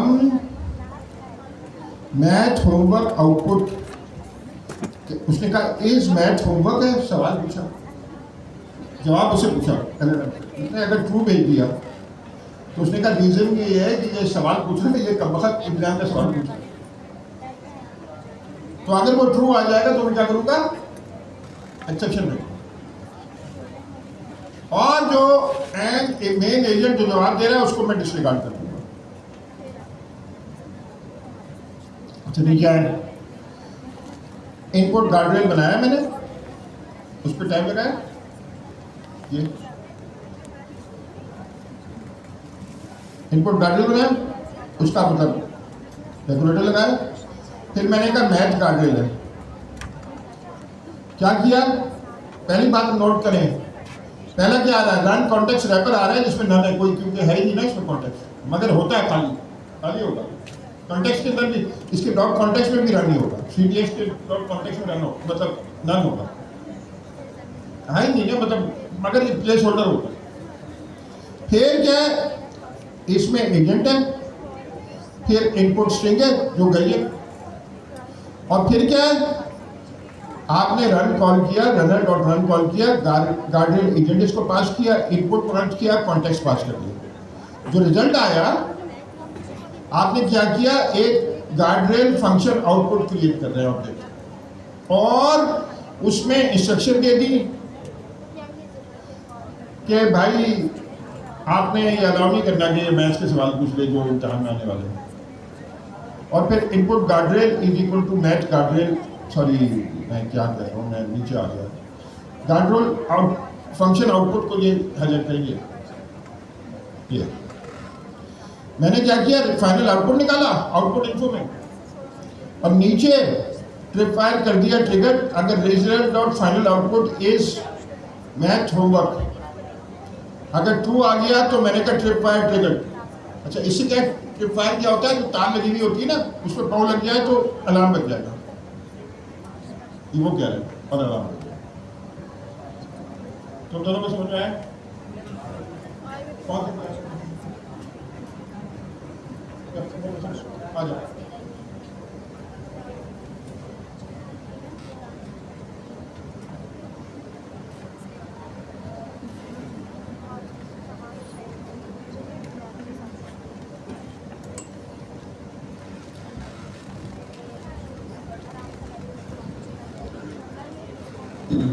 हम यहाँ पे गार्डियंस पढ़ रहे हैं। गार्डियंस का मकसद क्या है? गार्डियंस के नाम से पता चल रहा है कि गार्ड आ रहा है। ये बेसिकली गार्ड करता है कि अगर दो तरह के गार्डियन होते हैं, इनपुट गार्डियन और output guardian. Input guardian guard करता है कि यूज़र कोई इररिलेवेंट क्वेश्चन तो नहीं कर रहा, मतलब टॉपिक से हट के तो नहीं कर रहा। जैसे कि सर ने एग्जाम्पल दी कि टेस्ट एक एजेंट ने टेस्ट ले रहा है, ठीक है, उसके बाद टेस्ट की सारी डिटेल्स हैं। अब उसका काम है टेस्ट लेना। हमने वहाँ कोई ऐसा यूज़र आ गया, वो उससे डायरेक्ट पूछेगा कि क्वेश्चंस क्या टेस्ट के, तो इस चीज़ में वो गार्डियन फंक्शन क्या करेगा, ट्रिप बाय ट्रिगर कर देगा, एरर जनरेट कर देगा। एरर का नाम क्या होगा, input guardian trip by trigger, ठीक है। तो वहाँ पर क्या होगा, हमारा जो फ्लो होगा, हमारा जो फ्लो चल रहा होगा वो सब रुक जाएगा और एरर आ जाएगा सामने स्क्रीन में। इसको हम हैंडल भी कर सकते हैं ट्राई एक्सेप्ट के थ्रू। अच्छा, दो तरह के गार्डियन होते हैं, एक होता है इनपुट गार्डियन, दूसरा होता है आउटपुट गार्डियन। इनपुट गार्डियन तब चलेगा जब हमारा इनपुट गार्डियन हमारे मेन एजेंट के साथ पैरेलल में एग्जीक्यूट होता है। एसिंक्यूट और गैदर लगा हुआ है, उससे क्या होता है कि दोनों पैरेलल एग्जीक्यूट करते हैं। मतलब हमारे गार्डियन के पास और हमारे मेन एजेंट के पास एक ही सवाल गया जो यूजर ने किया, ठीक है। इनपुट गार्डियन क्या करेगा, देखेगा जल्दी से कि इसमें कोई फॉल्ट तो नहीं है, मतलब मुझे एरर जनरेट करना है या नहीं करना, तो वो एरर जनरेट कर देगा।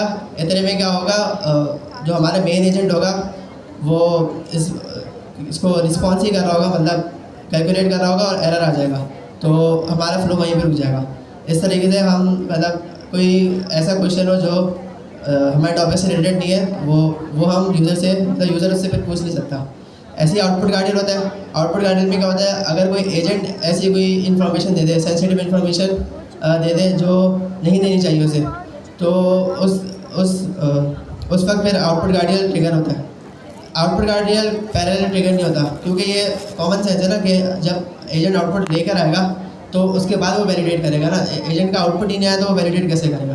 तो इसलिए जो आउटपुट गार्डियन होता है वो पैरेलल नहीं चलता, मतलब वो जब एजेंट का आउटपुट आ जाता है उसके बाद वो आउटपुट गार्डियन चला जाता है। आउटपुट गार्डियन का काम होता है, अगर क्वेश्चन मतलब एजेंट ने कोई ऐसी चीज़ दे दी जिससे एरर थ्रो करना चाहिए, तो यूज़र तक वो डेटा नहीं पहुंचेगा, हमारा प्रोग्राम वहीं पे क्रैश हो जाएगा। इसमें एक चीज़ बहुत गौर करने की है, इन्होंने बताई हुई भी है ये चीज़। मैं बता देता हूँ, एक चीज़ ये है कि हम इनपुट गार्डियन है ना, हमेशा फर्स्ट एजेंट का चलता है जो स्टार्टिंग एजेंट होता है। रन और रन में जो हम एजेंट पास कर रहे होते हैं ना, हमेशा उसका इनपुट गार्डियन चलता है। अगर कोई ऐसा एजेंट है जो बाद में हैंड ऑफ और उसमें हमने इनपुट गार्डियन दिया हुआ है, तो वो नहीं चलेगा, वो पीछे लॉजिक में ही लिखा हुआ है कि उसको वो चलता ही नहीं है, ठीक है। जब हमारा जो स्टार्टिंग एजेंट है उसी में उसका ही इनपुट गार्डियन चलेगा, क्योंकि इनपुट गार्डियंस क्या है, हम एजेंट के अंदर पास करते हैं ना, और एजेंट तो कोई भी हो सकता है, वो हमारा स्टार्टिंग एजेंट भी हो सकता है और हेड ऑफ एजेंट भी हो सकता है। तो जो हम स्टार्टिंग एजेंट होगा उसी में हम इनपुट गार्डियल देंगे और वही इनपुट गार्डियल चलेगा और माना जाएगा। अगर हेड ऑफ वाले एजेंट के पास इनपुट गार्डियल होगा तो वो रन नहीं होगा, क्योंकि वो करंट उसमें टूल आती है। दूसरी चीज़ और एक और चीज़ है, आउटपुट गार्डियल कब चलेगा? आउटपुट गार्डियल तब चलेगा और उसका चलेगा जिसने फाइनल आउटपुट दिया है। जिस एजेंट का फाइनल आउटपुट आया है वो हमारा फर्स्ट एजेंट भी हो सकता है और कोई नेस्टेड हेड ऑफ एजेंट भी हो सकता है। तो जिसने फाइनल आउटपुट दिया है तो उसका आउटपुट गार्डियल चलेगा। ये दो मेन चीज़ें जो इस पर कंसिडर करने की इन्होंने मेंशन भी किया है और ये कोर्ट से भी साबित है।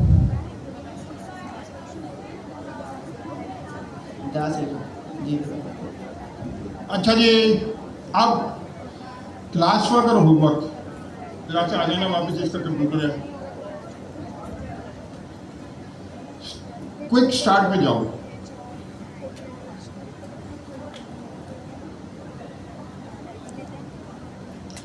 ये पूरा प्रोजेक्ट बना हुआ है छोटा है, बहुत ही छोटा। ये आपका पहला प्रोफेशनल प्रोजेक्ट होगा। इसमें फ़र्क क्या है? इन्होंने यूवी को इस्तेमाल नहीं किया है, आपने यूवी को इस्तेमाल करना है। इन्होंने open AI agents SDK open AI के एपीआई इस्तेमाल किए हैं, वो फिर ज़्यादातर हमारे लोगों के पास नहीं है। आपने कोई और एपीआई इस्तेमाल करने हैं। अगर आपके पास अगर ओपन एआई का है तो फिर तो कोई मसला नहीं, मगर जिनके पास ओपन एआई का नहीं है वो जेमिनी या हज़ारों और भी हैं, बहुत सारे थे। आपने इतना तो हमने इंट्रोडक्शन करा दिया ना। आप उसमें से कुछ करेंगे। आज अभी कोडिंग कौन शुरू करेगा? तुमने यूवी का प्रोजेक्ट जो बनाया था, ये शुरू कर दो। हमने क्या करेंगे? अभी हमारे पास इस वक्त 20 मिनट है। इस 20 मिनट में जितनी कोडिंग हो सकी, फिर बाकी आप सब जाके घर में रेस्ट करें। क्या होगा देखें, इनको भी घबराने की जरूरत नहीं है। अगर गलत होगा ना तो सीखेंगे उससे। गलत होना अच्छा है, गलत होना बुरा नहीं है, गलत होना बहुत अच्छा है। तुम भी इधर आ जाओ ताकि एक वहाँ बैठ जाए, ताकि ये कोडिंग को अच्छा, ये मतलब नहीं समझो कि मैं नीचे से बैठ के हंसूंगा नहीं। ये तो होगा। अच्छा, जब भी कोई कोडिंग कर रहा होता है दूसरा हंसता है, मगर घबराने की कोई बात है, हंसने तो भाई दुनिया हंस रही है।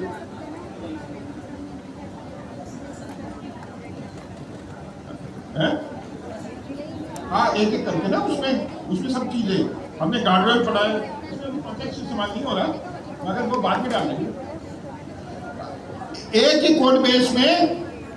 तो ये करना है, तुम उधर आ जाओ बेटा, तुम इधर आ जाओ और कोडिंग करना शुरू करें। आपके पास जिनके पास लैपटॉप है शुरू करें, फिर उसको घर पे कंटिन्यू कर दें। हमारे पास तकरीबन 20 मिनट है।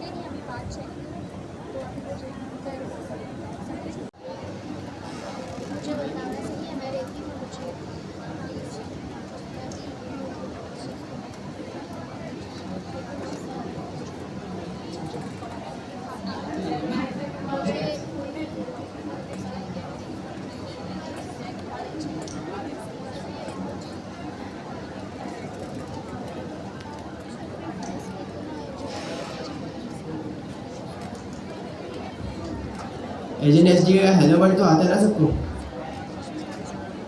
नहीं आता? जेमिनी से कनेक्ट करना आता है?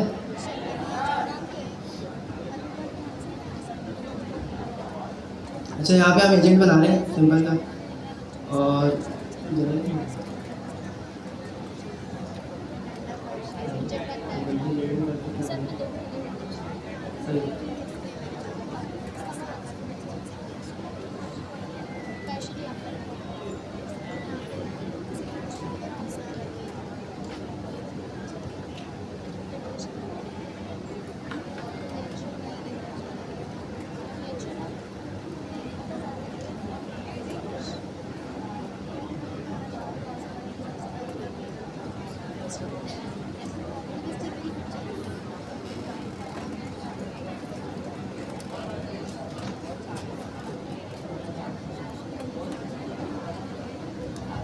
ये हमने एक बेसिक सा एजेंट बना दिया। ये हमारा एजेंट है, इसको हमने एक नाम दे दिया और इसका रोल असाइन कर दिया।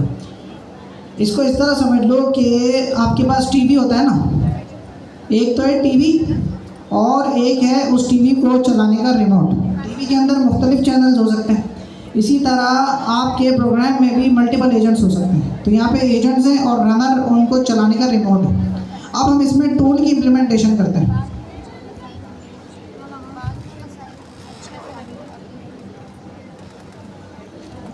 इस कोड में किसी को मसला है?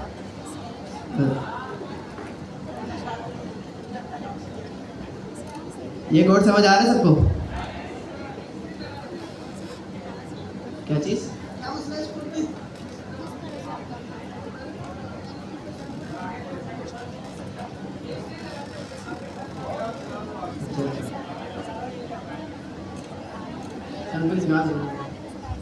ये कन्फिग में मसला है। कन्फिग बेसिकली ये फाइल है, ये क्या कर रही है कि एजेंट आपका है ना, इस लाइन को हटा दो, एजेंट आपका बन गया। ये तरीका है कि आप ओपन एआई के अलावा दूसरा मॉडल सेट करो। बाय डिफ़ॉल्ट इन्होंने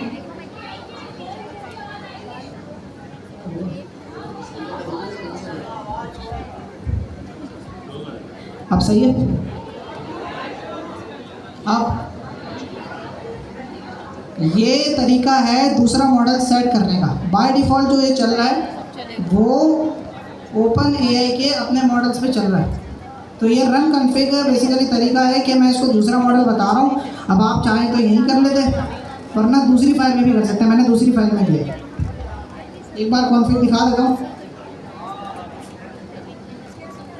ये है पूरी कॉन्फ़िगरेशन की file .env base URL, model का नाम, ट्रेसिंग भी डिसेबल इसी के अंदर कर दी। तो ये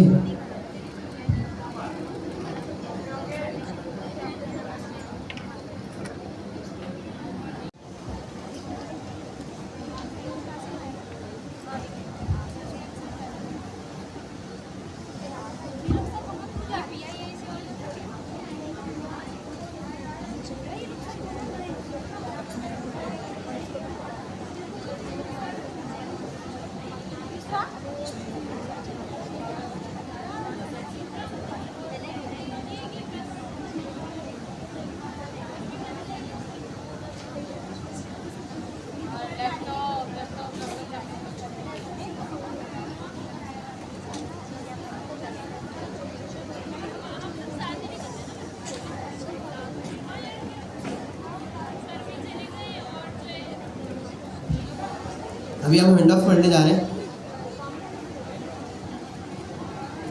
हम सही, मैं एक बनाता हूँ। मैं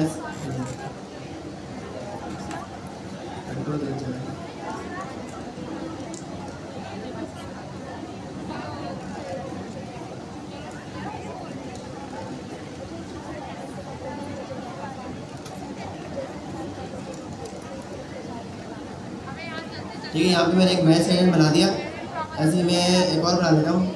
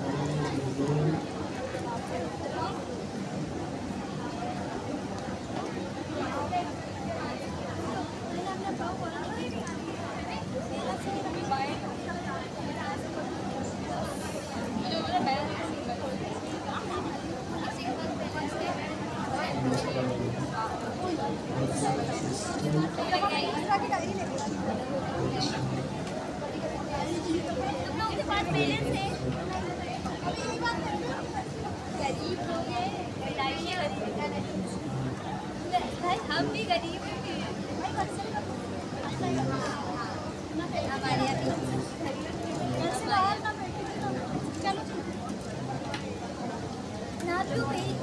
चीज़ें आदत नहीं जानते भाई को बाहर निकाल दिया तो हम सारी औरतों के ये ट्रायल एजेंट है, एक मैथ एजेंट मैथमेटिशियन है, ठीक है, जो मैथ रिलेटेड क्वेश्चन का आंसर देगा। एक फिजिसिस्ट है जो फिजिक्स से रिलेटेड क्वेश्चन होंगे उसका आंसर देगा। और एक हैंड ऑफ का काम करेगा, ठीक है, वो फिजिक्स एजेंट है, मैथ एजेंट को वो करेगा, हैंड ऑफ करेगा। अब इसके अच्छा ये कोई बताया मैं हैंड ऑफ के लिए किस एजेंट में दूंगा, मैथ एजेंट में, फिजिक्स में या ट्रायल्स में? ट्रायल्स में क्यों?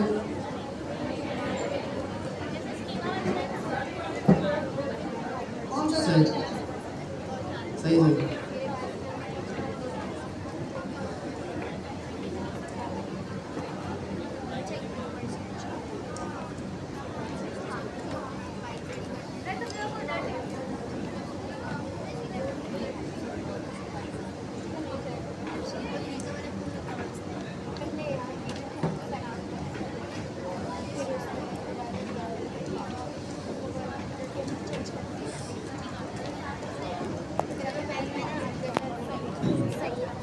अब मैंने ट्रायल एजेंट रनर को पास किया और वहाँ पे मैंने एक क्वेश्चन कर रहा हूँ, what is the sum of 10 + 30। अब इसका आंसर ट्रायल एजेंट खुद देगा या ये हैंड ऑफ करेगा फिजिक्स एजेंट को और वो आंसर देगा, या मैथ एजेंट को हैंड ऑफ करेगा और वो आंसर देगा?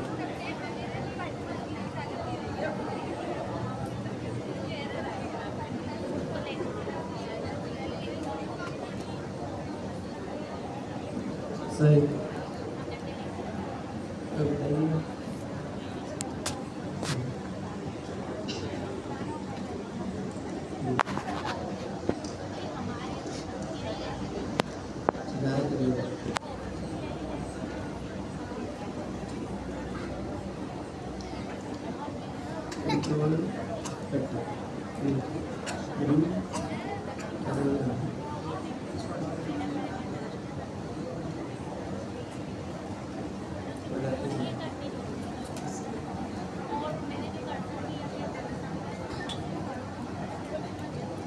अब ये आंसर किस एजेंट ने दिया है पता कैसे चलेगा?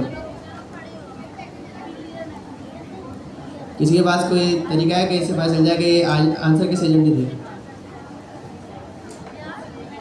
हमारे पास रिजल्ट के अंदर एक की होती है जिसका नाम होता है लास्ट एजेंट। रिजल्ट जो है वो रन रिजल्ट का इंस्टेंस होता है और इसके अंदर एक की आ रही होती है जिसका नाम होता है लास्ट एजेंट। इसमें एजेंट का नाम निकाल देंगे, लास्ट एजेंट डॉट नेम। तो इससे हमें पता चल जाएगा कि ये आंसर किसने दिया, आखिर मतलब फ्लो कहाँ पर ख़त्म हुआ।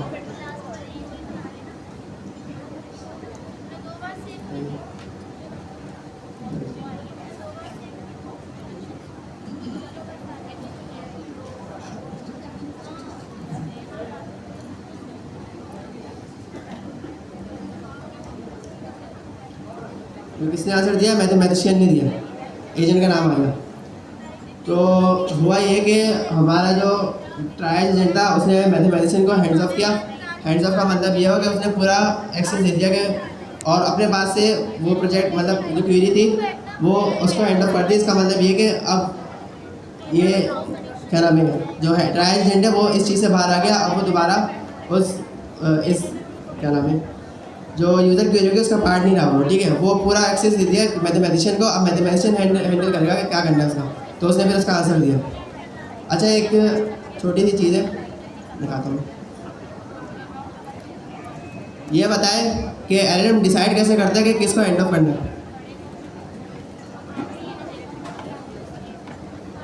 एलएलएम डिसाइड कैसे करता है कि किसको हैंड ऑफ करना है, किस एजेंट को हैंड ऑफ करना है? नेम से और डिस्क्रिप्शन हो गई, सही है। अगर मैं ये करूँ कि मैथमेटिशियन की जगह फिजिक्स का नाम रख दूँ और मतलब इनके नाम चेंज कर दूँ, तो आप बताएं कि किसके पास हैंड ऑफ होगा?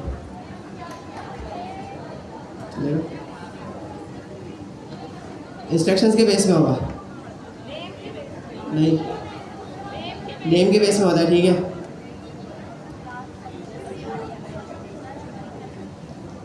एजेंट इंस्ट्रक्शंस भी एजेंट नहीं LLM डिसाइड करता है ना जी, चेक कर लेना। मैं नाम स्विच कर दूं,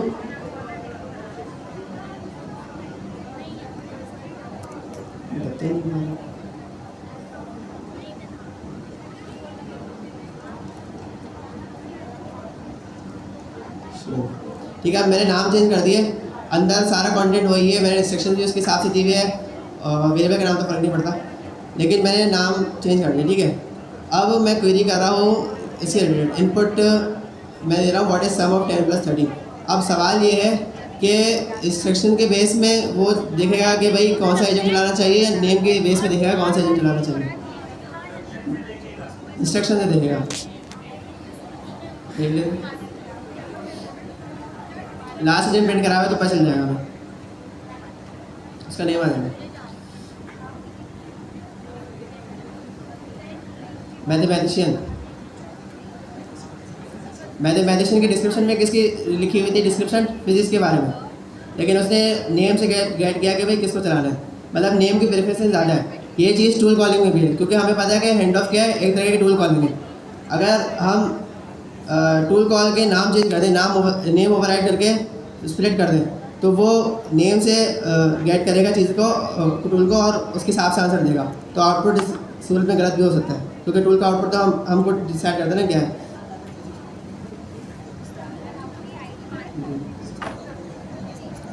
तो अच्छा, एक और चीज़, अगर मैं दोनों के नाम सेम कर दूं, कैसे? हाँ, ये बात सही की आपने, लेकिन कैसे?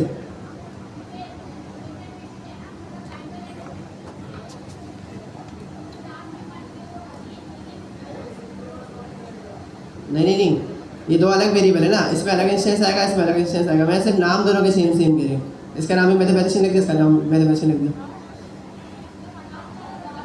लास्ट में कहाँ पे पास हुआ,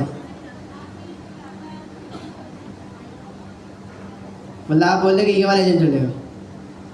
अच्छा, अब कौन सा चलेगा? वेरिएबल थोड़ी ओवरराइड हो रहा है।